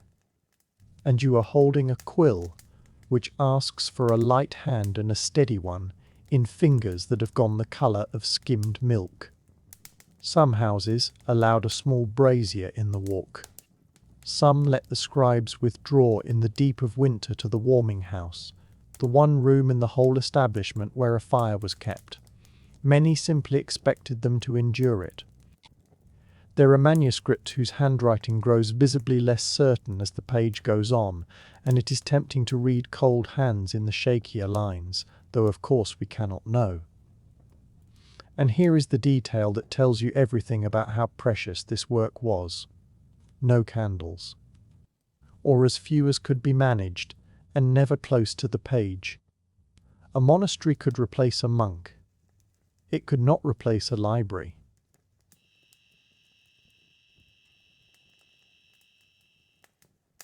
Parchment and wooden shelving and a room full of dry pages was a fire waiting to be introduced to a flame, and so the rule in many houses was simple. You write while the sun allows it, and when the sun stops, you stop. Which means that in the depth of winter, at the latitude of England or northern France, a scribe's working day might be only 4 or 5 hours of usable light. The rest is darkness, and the offices, and waiting for the light to come back. Then there is the matter of what you are writing on, and this is where the whole enterprise stops being quaint and becomes almost unbelievable. Paper existed in the medieval world, but for most of this period, in most of Northern Europe, a serious book was written on parchment.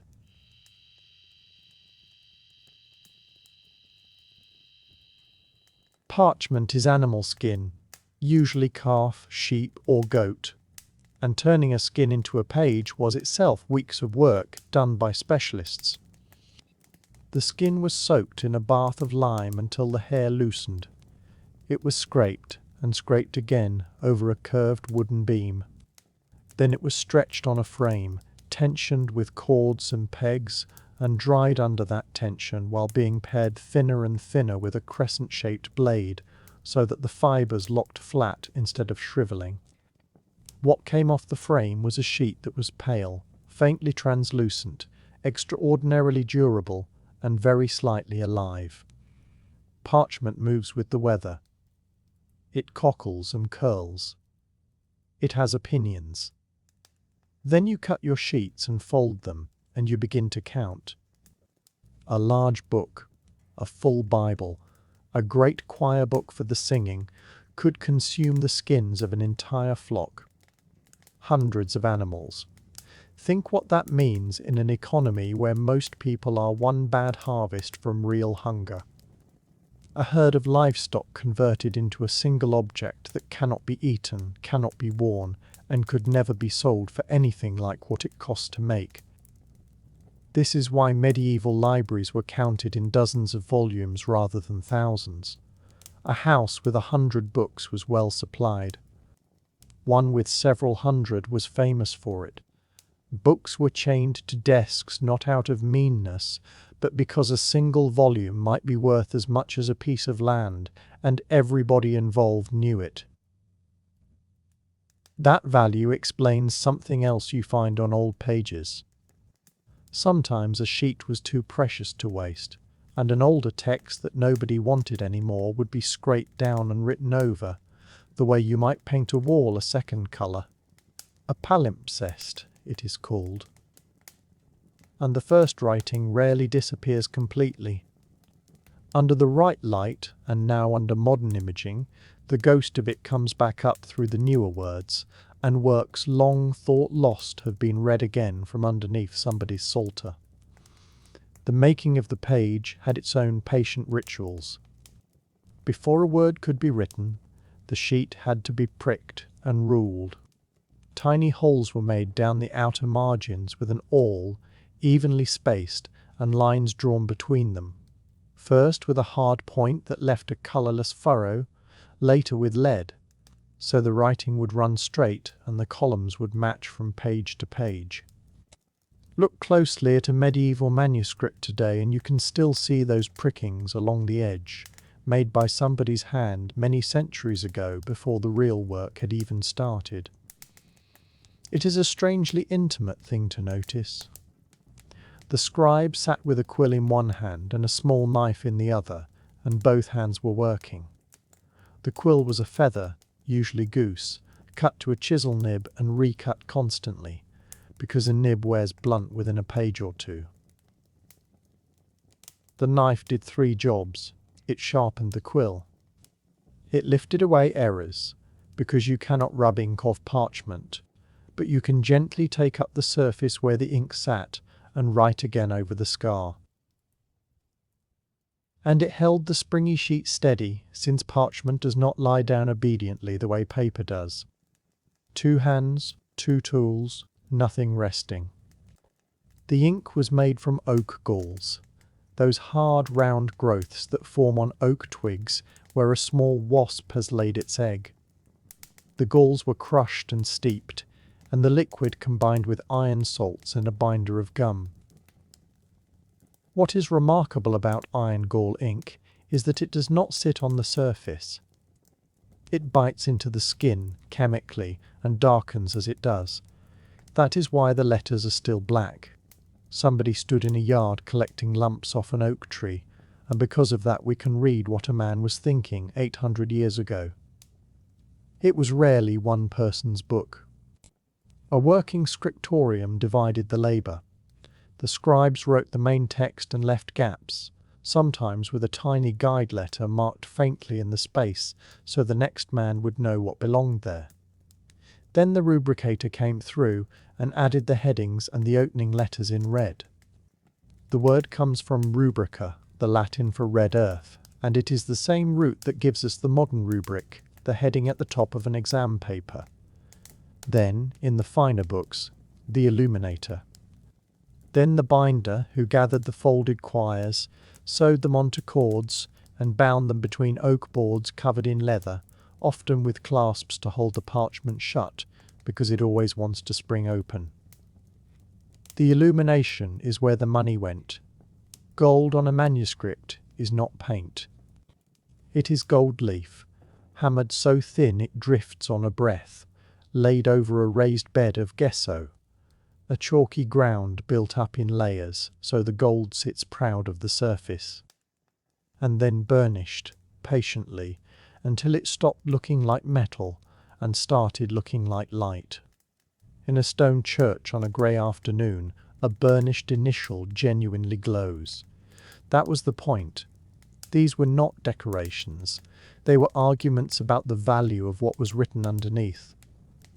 And then the colours, which came from all over the known world. The deepest and most famous blue was made from lapis lazuli, a stone that in this period came essentially from one region, the mountains of what is now Afghanistan.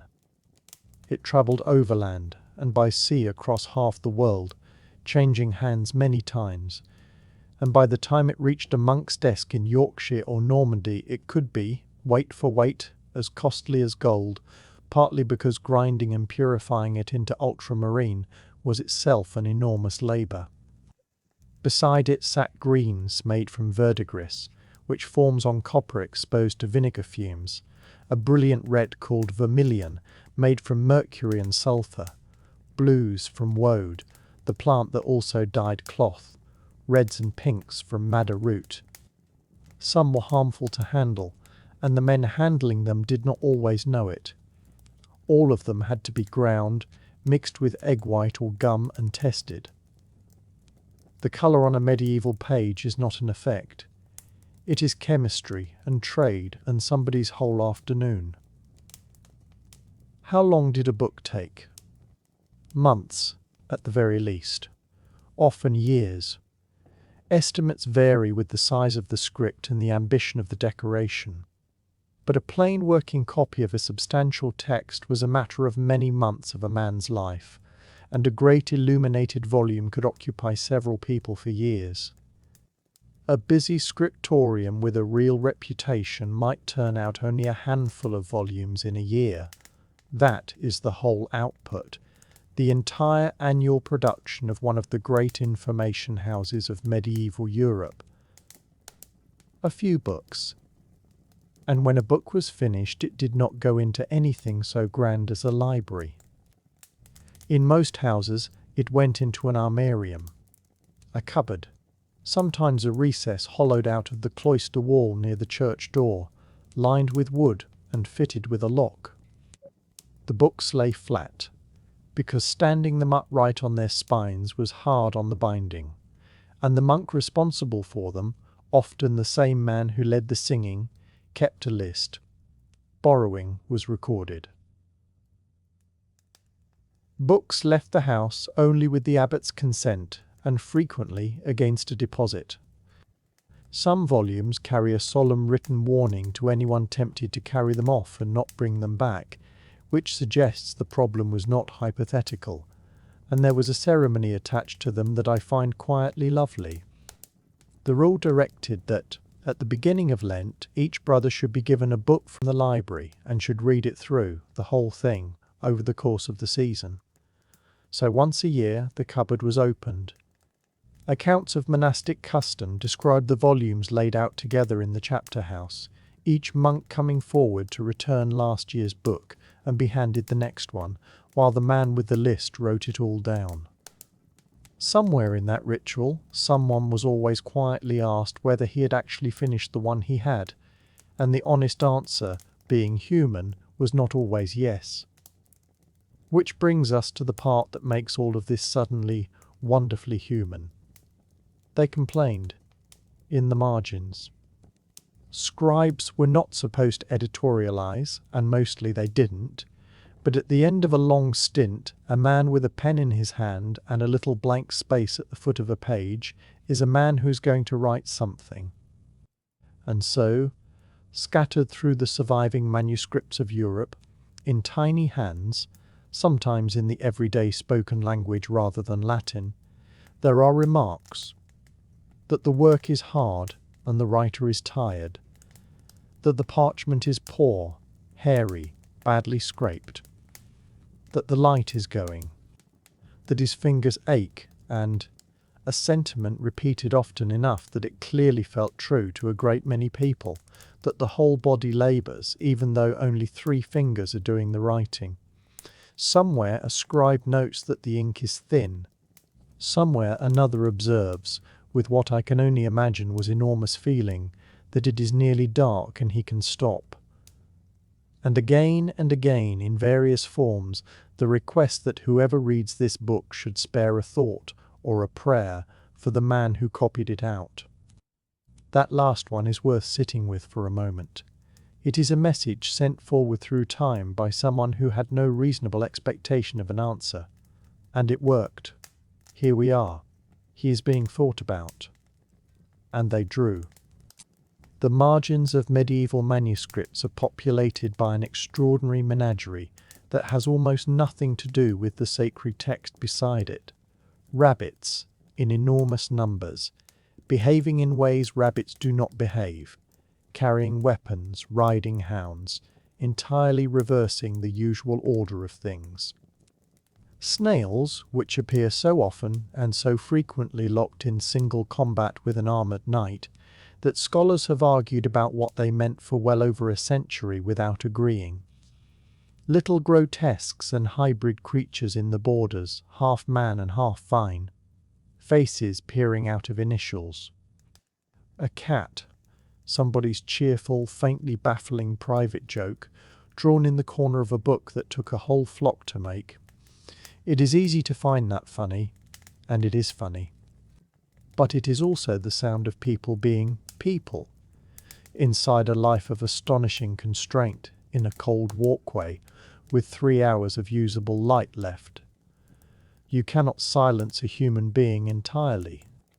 You can put him in a habit, and wake him in the middle of the night, and forbid him to speak at table, and he will still draw a rabbit with a sword in the margin of a book of scripture. And here, at the end of all that cold and expense and eye strain, is the thing that makes the scriptorium the most consequential room in the medieval world. Almost everything we have from antiquity we have because of this. The plays, the histories, the philosophy, the medicine, the poetry, the law. Almost none of it survives in the hand of the person who wrote it. Papyrus perished. The ancient libraries burned or crumbled or were simply not renewed. Through Irish and English and Frankish and Italian hands, through the monasteries of the Greek East, through the scholars of the Islamic world who preserved and enlarged their own great share of it, and through hundreds of anonymous men doing an exhausting job in bad light for no personal credit. What we possess instead are copies of copies of copies, and the crucial link in that chain, the point where the thread very nearly parted and did not, runs through religious houses whatsoever.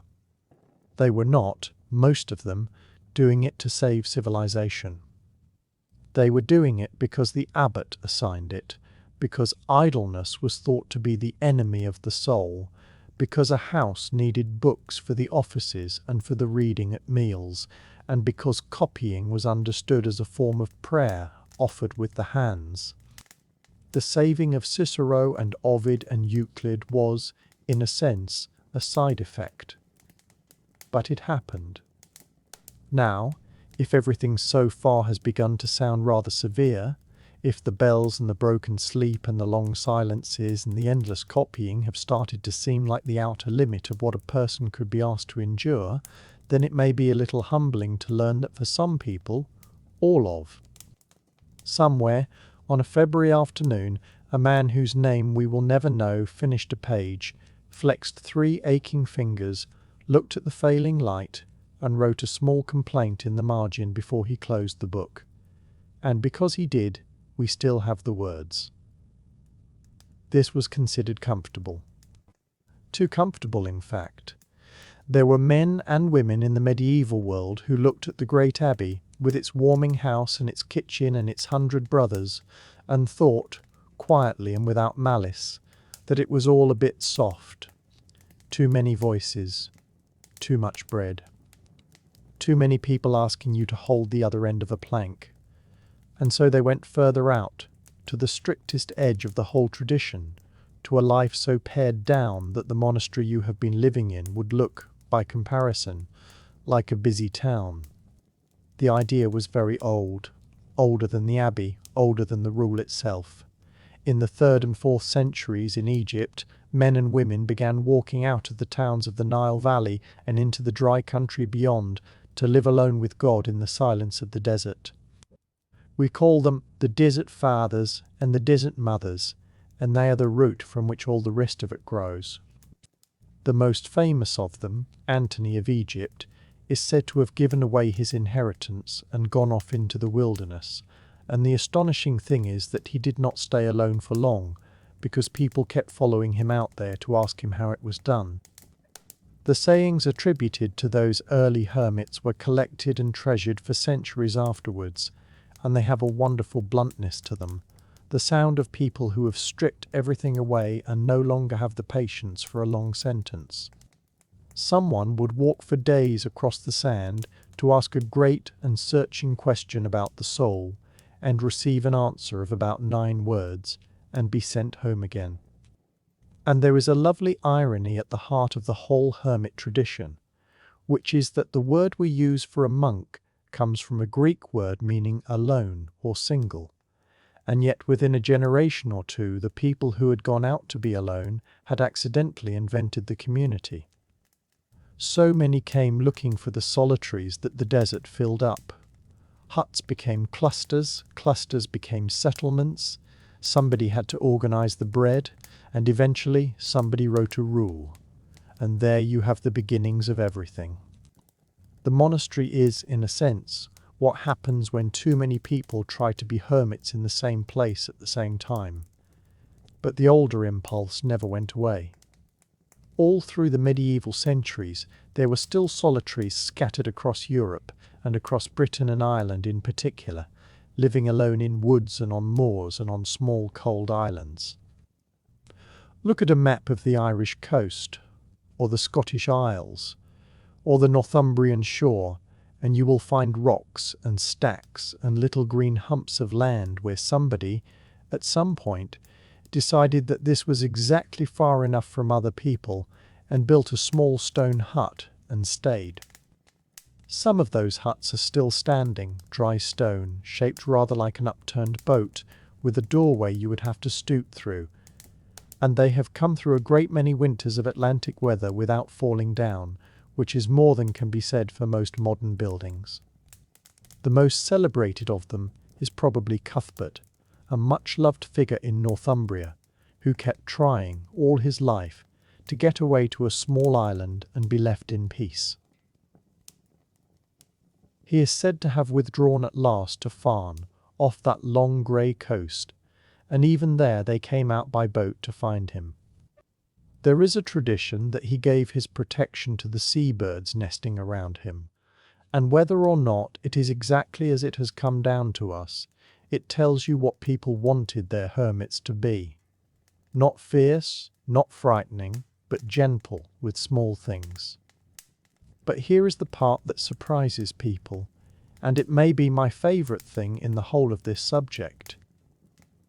A great many medieval hermits were not off in the wilderness at all. They lived beside the road at the end of a bridge or at a ford or on a lonely stretch of causeway across a marsh, and their solitude was combined, quite deliberately, with public works.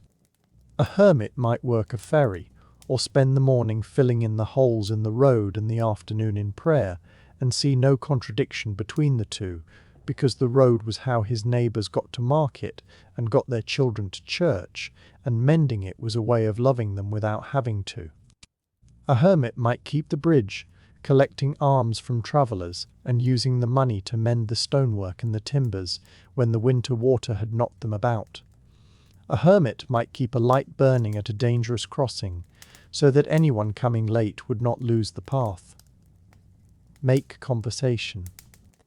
I find that genuinely charming. We have this picture of the hermit as a wild figure with a faraway look, muttering at the sky, and some of them may well have been, but a good number were essentially the medieval highways department, working alone, unpaid, for the good of their souls.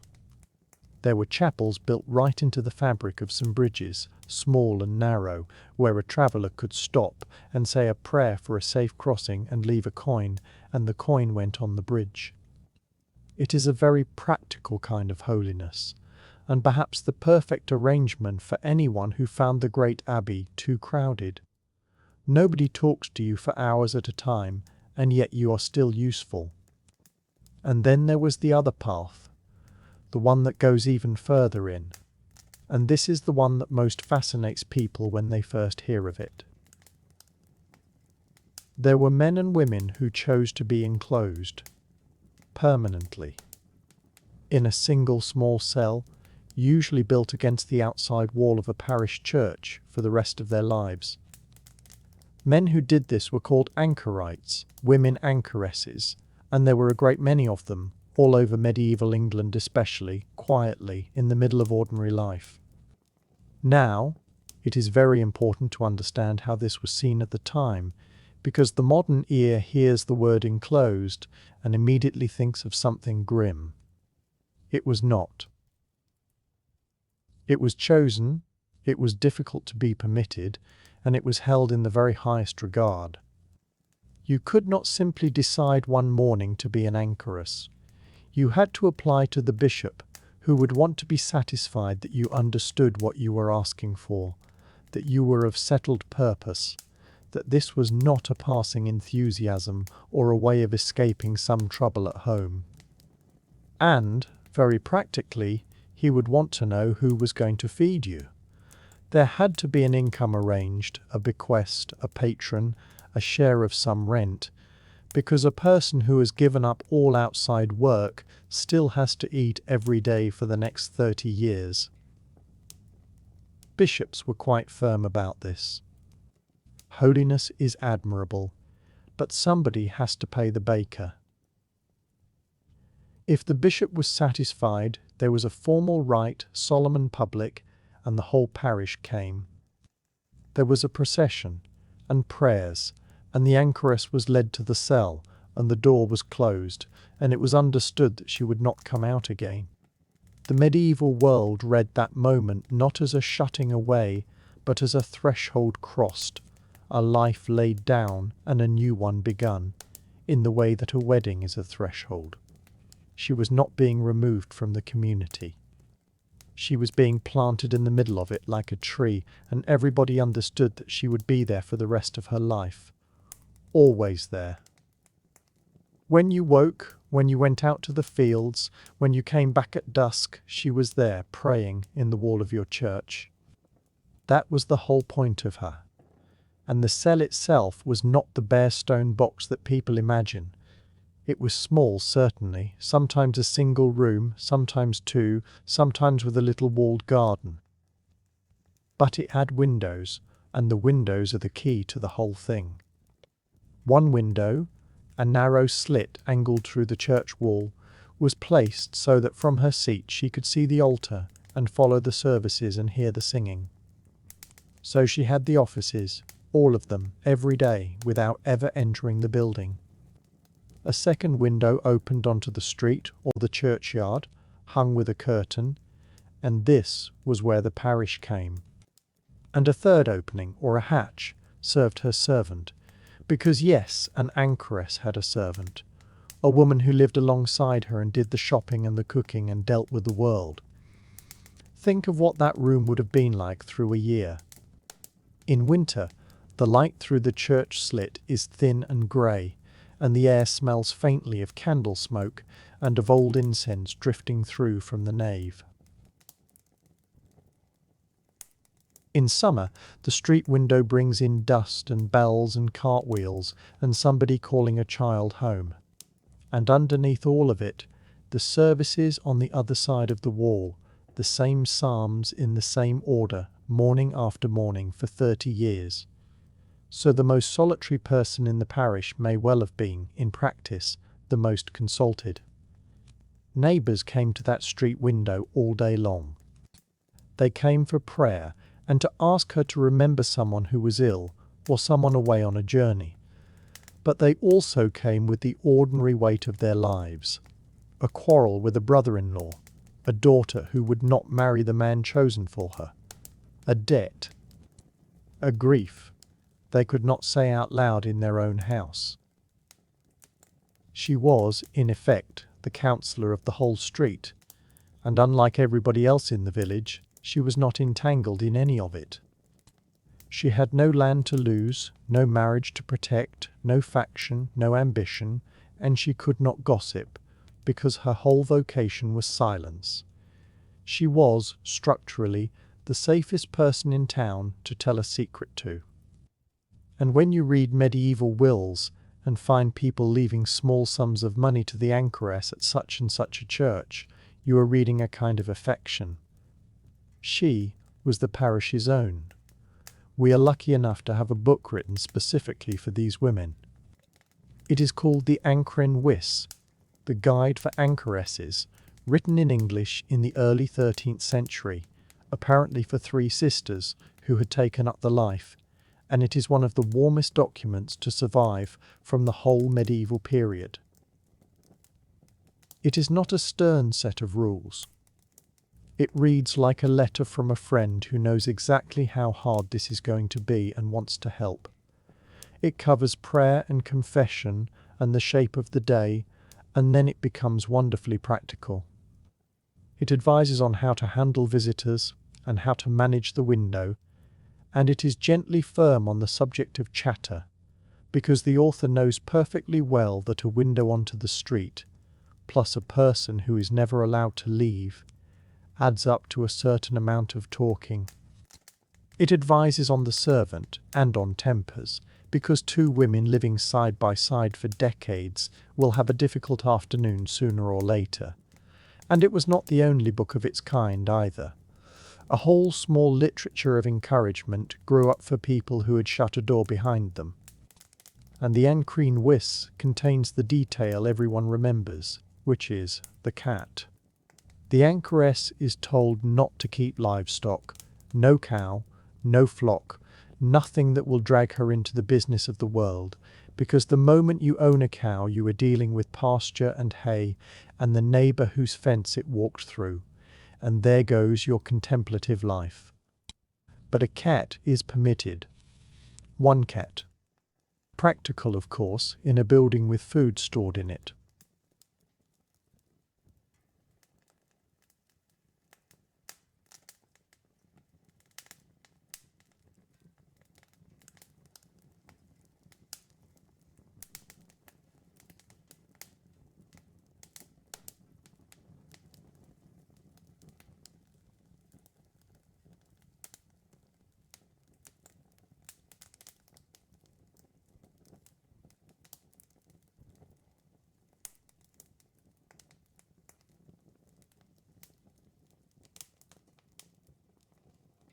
And now to the person who is the heart of all this, and one of the most quietly extraordinary figures in English history. In Norwich, in the late 14th and early 15th centuries, there lived an anchoress in a cell attached to a small church, and we know her as Julian of Norwich, taking her name from the church itself. When she was about 30, she became very seriously ill, and during that illness she experienced a series of visions, or showings, as she called them, and then she recovered. And here is the part that tells you everything about her. She did not rush to publish. She wrote a short account and then stayed with those visions for something like 20 years, turning them over, thinking, praying, and only then wrote the long version, which is fuller and deeper and far more searching. Every writer who has ever hurried a thing into the world might sit down quietly for a moment. The result, Revelations of Divine Love, is the earliest surviving book in English that we know to have been written by a woman. But it is the tone of it that has kept it alive for 600 years. It is not frightening writing. It is astonishingly tender. In one of the best-known passages of all, she describes seeing something very small resting in the palm of her hand, no bigger than a hazelnut, and understanding it to be everything that is made, and marvelling that so fragile a thing continues to exist at all, held and loved. She writes about God with the language of a mother as readily as that of a father, which was bold then and is still striking now. And she is the source of the line that has outlived every other line of hers, spoken to her, as she tells it, as a promise, that all shall be well, and all manner of things shall be well. She is careful about it too, which is why it lands. She does not claim she was told that nothing difficult would ever happen.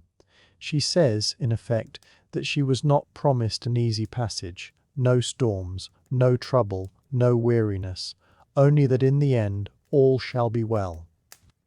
That is a very different sentence from cheap comfort, and people have known the difference for 6 centuries. And we know she was sought out, because another remarkable woman went to find her. Marjorie Kempe from Lynn along the coast, whose own book is one of the strangest and most human things to survive from the period, travelled to Norwich specifically to speak with Julian at her window. By her account, they talked for days. 2 women, one inside the wall and one outside it, working through matters of the soul at a narrow opening in a Norwich street. Nobody at the time thought it strange. That was what the anchoress was for. And that, in the end, is the strange appeal of the very small life.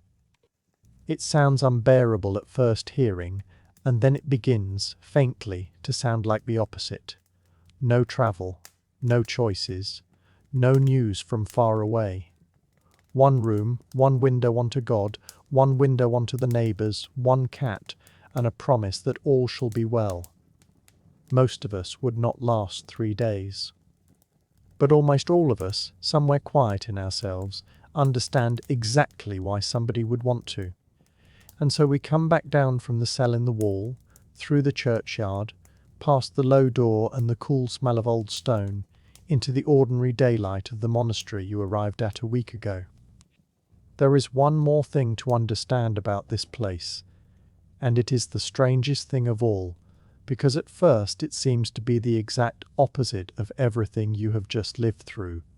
You came here and gave away everything you owned, your clothes, your money, your name in the world. You sleep in a room with no lock and no possessions. You eat what is put in front of you. And if you were to say the words, "my book" or "my knife" out loud in the cloister, an older monk would correct you gently and remind you that nothing here is yours. Poverty is not a hardship the monastery puts up with. It is a promise the whole house is built on. And yet, if you were to draw a map of medieval Europe and shade in the land held by monasteries, you would find yourself colouring in a very large part of the continent. Taken all together, the houses of men and women who owned nothing personally were among the greatest landholders in Christendom.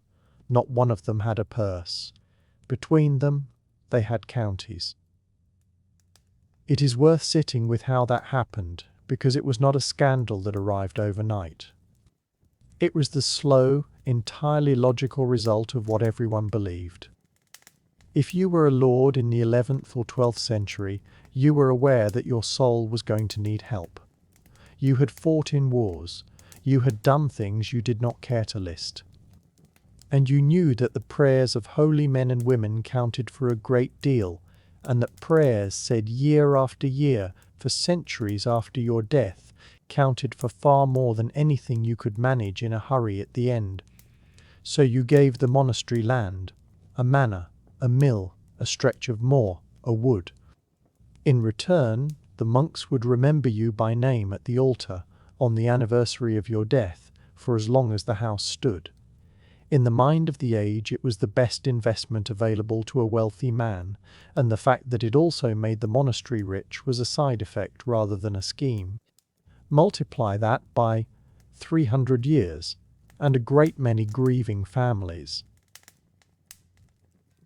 Then add careful management, because a monastery did not divide its holdings between quarrelling sons the way a noble family did. A monastery never died. It had no heirs and no estate to split. It simply kept what it was given and added to it, and remembered where every boundary stone stood, because it wrote things down and kept the parchment. Add a set of privileges and exemptions won from kings and bishops over the centuries, and you have an institution that accumulated quietly and continuously, while everything around it rose and fell. The Cistercians are the clearest example, and the most surprising, because they began as a protest against exactly this. They went out to the wild places on purpose, to marsh and moor and thin upland, land nobody else particularly wanted. And there they discovered, more or less by accident, that they had been handed a fortune, because what grows well on a cold northern hillside is not wheat. It is sheep. Their outlying farms were called granges, worked largely by lay brothers and run at a distance from the abbey, sometimes a good day's ride away. And out of the granges of northern England came wool. Long, coarse, weatherproof fleeces from flocks a single great house might count in the thousands. The wool went south and east to the looms of Flanders and the cloth towns of Italy, and came back as money, and the money built more abbeys. Those lay brothers deserve a moment of their own, because they are the quiet hinge of the whole arrangement. They were monks, but of a different kind. They took vows and wore the habit, and belonged wholly to the house, yet they kept a shorter, simpler round of prayer, often learned by heart rather than read, precisely so that they could be out on the hills at the hours when the choir monks were in church. They had their own range of buildings within the abbey, and might stay out at the grange for weeks at a stretch, sleeping above the animals, walking back in for the great feasts. Without them, the Cistercian experiment could not have worked. The wilderness the choir monks went out to find was, in practice, farmed by their brothers. The part of this I find genuinely startling is how sophisticated the trade became. Italian merchants came north in person to inspect the clip and argue over grades, and some houses sold their wool not for the coming season but for years ahead, taking payment now against fleeces still walking about on the hills. If that sounds like a futures contract, that is because it is one, agreed in Latin, sealed with wax, between men who had taken a vow of poverty and men who had ridden a very long way to buy. It was ingenious, and now and then it went badly wrong, because a house that had already sold years of wool ahead and then lost its flock to disease or a hard winter had nothing left to sell and a debt it could not walk away from. Some great abbeys got themselves into difficulties that took a generation to climb out of. Even holy men could be too clever with money. and wool was only the visible part. A large monastery might hold the mill the whole valley was obliged to use, and take its share of every sack of flour. There were salt houses, iron workings, quarries, tile kilns, whole streets of town houses whose rents came in twice a year, orchards, vineyards where the climate allowed, and vast barns, some of them so large and so beautifully built that they still stand today and are mistaken by visitors for. It might own fisheries on a river, weirs and ponds and eel traps, or hold the right to a weekly market and a yearly fair on the feast of its patron saint, taking a small fee from every stall. Churches. There were stranger sources of income too.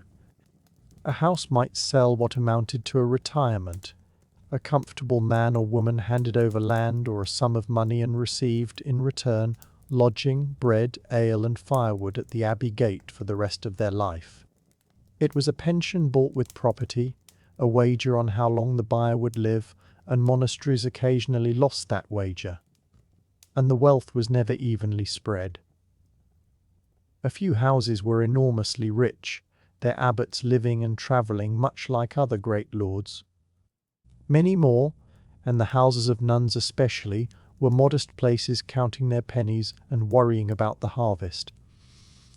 All of it flowed back into building, and this is where the wealth becomes something you can still stand inside.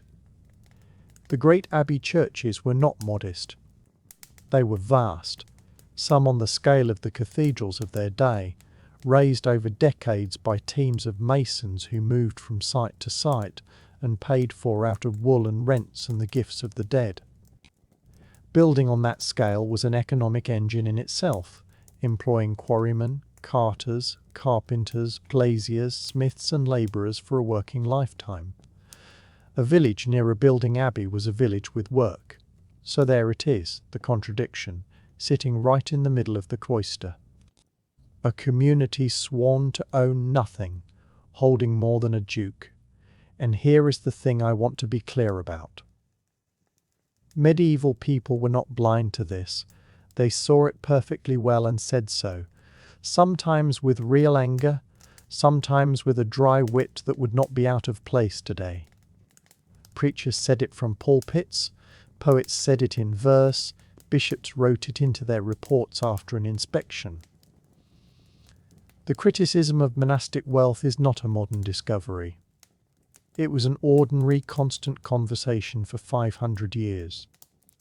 What is remarkable is how often the criticism came from inside, and how often it took the form not of complaint, but of somebody walking out into an empty field and starting again. Cluny rose in the 10th century as a reform, a return to the pure rule, and grew into a magnificent network of houses whose worship was famously long and splendid, and whose buildings were the wonder of Europe. Then the Cistercians rose in reaction to Cluny, saying that the splendour had become the point, and stripped everything back to plain stone and undyed wool, and went out to the wilderness. And within a few generations the Cistercians themselves were rich, because austerity, it turns out, is extremely profitable. Then in the 13th century came the friars, who looked at the whole arrangement, every abbey and grange and barn, and said the mistake was owning land at all, and took to the roads with nothing, preaching in market squares and living on what was put into their hands that day. It is a cycle, and you could be cynical about it, but I would rather not be. What it shows is a civilization that never stopped being uncomfortable with itself, that kept producing people who read the same old rule and said, "We have drifted, let us begin again with less." That impulse is not a failure. It is a conscience working out loud, century after century. And it deserves to be set against what the wealth was actually doing, because that side of the ledger is easy to forget. There was no hospital service. The monastery infirmary took in the sick. There was no state schooling. The monastery taught the boys their letters. There were no public libraries. The monastery had the books, and copied them, and is the reason a great deal of ancient literature survives at all. There were no inns on most roads, and nothing we would recognize as welfare. The monastery fed travellers at the gate, sheltered them overnight, and gave bread to the poor of the district, sometimes in very large quantities in a bad year. Drainage schemes, bridges, river management, better flocks, better crop rotations. A surprising amount of that came out of houses with the time and the records to think in centuries rather than seasons. The wealth was real, so was the return on it. Both things are true, and an honest account holds them together. And some of it was simply kindness, with a roof over it.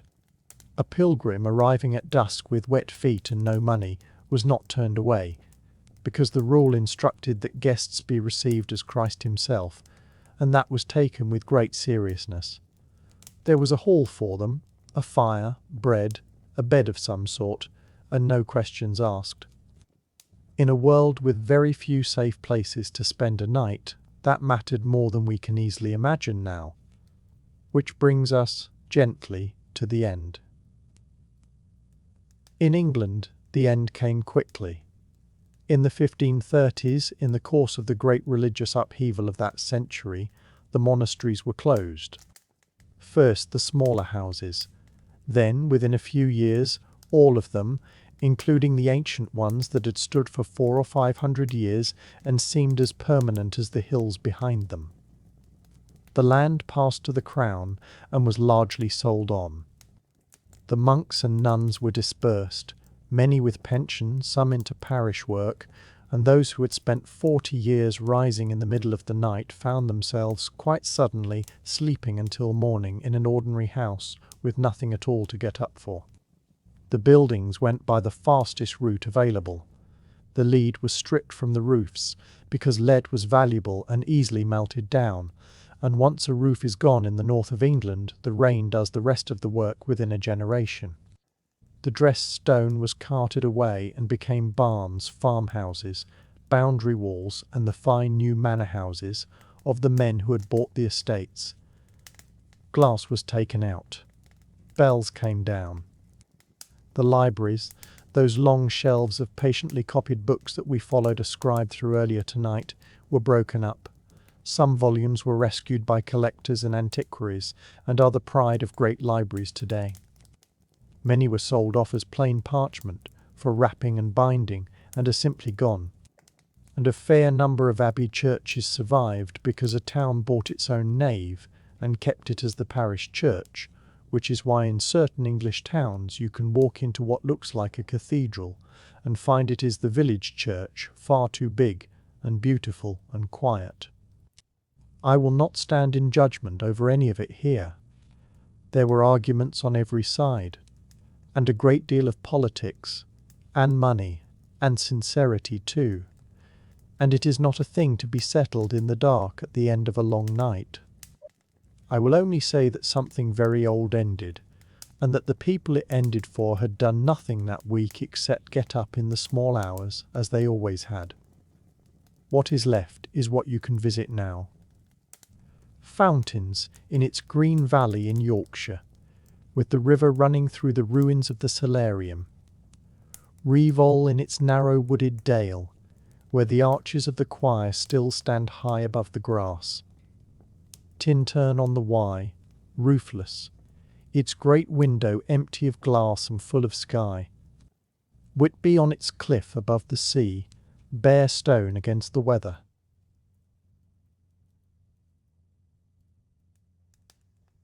The strange thing about these places, and almost everybody notices it, is that they are not sad.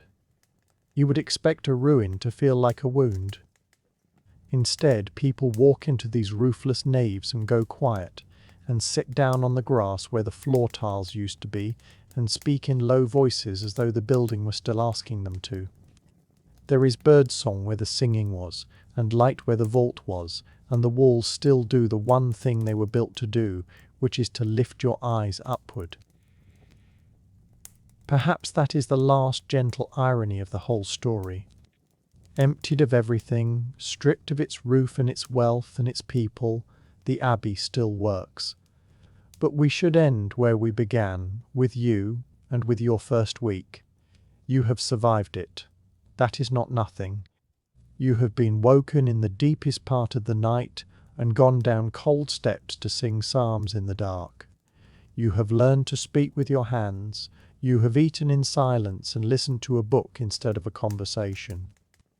You have worked in a garden, copied a line of letters, carried water, stood through the offices while the light moved along the wall, and slept in a long room full of quiet breathing. You have discovered that a life without choices is not empty at all, and that the hardest part is not the cold, or the food, or the hours, but the fact that it never varies and is not meant to. A modern person could not do this. I have said so all night, and I meant it every time, with nothing but affection for the people who could and did for 1,000 years, and thought it perfectly ordinary. And now it is late, and the church is dark, and the great buildings are only outlines against the sky. Somewhere down the passage the sacrist is awake, counting the hours by the stars through a narrow window, waiting for the moment when he will pull the rope. In a little while the bell will ring, as it has rung every night for centuries, and the sleepers will rise. But not yet. There is still a little time. The stone is cool, the candles are out, and the night has a long way to go before anyone needs to move again. Sleep well.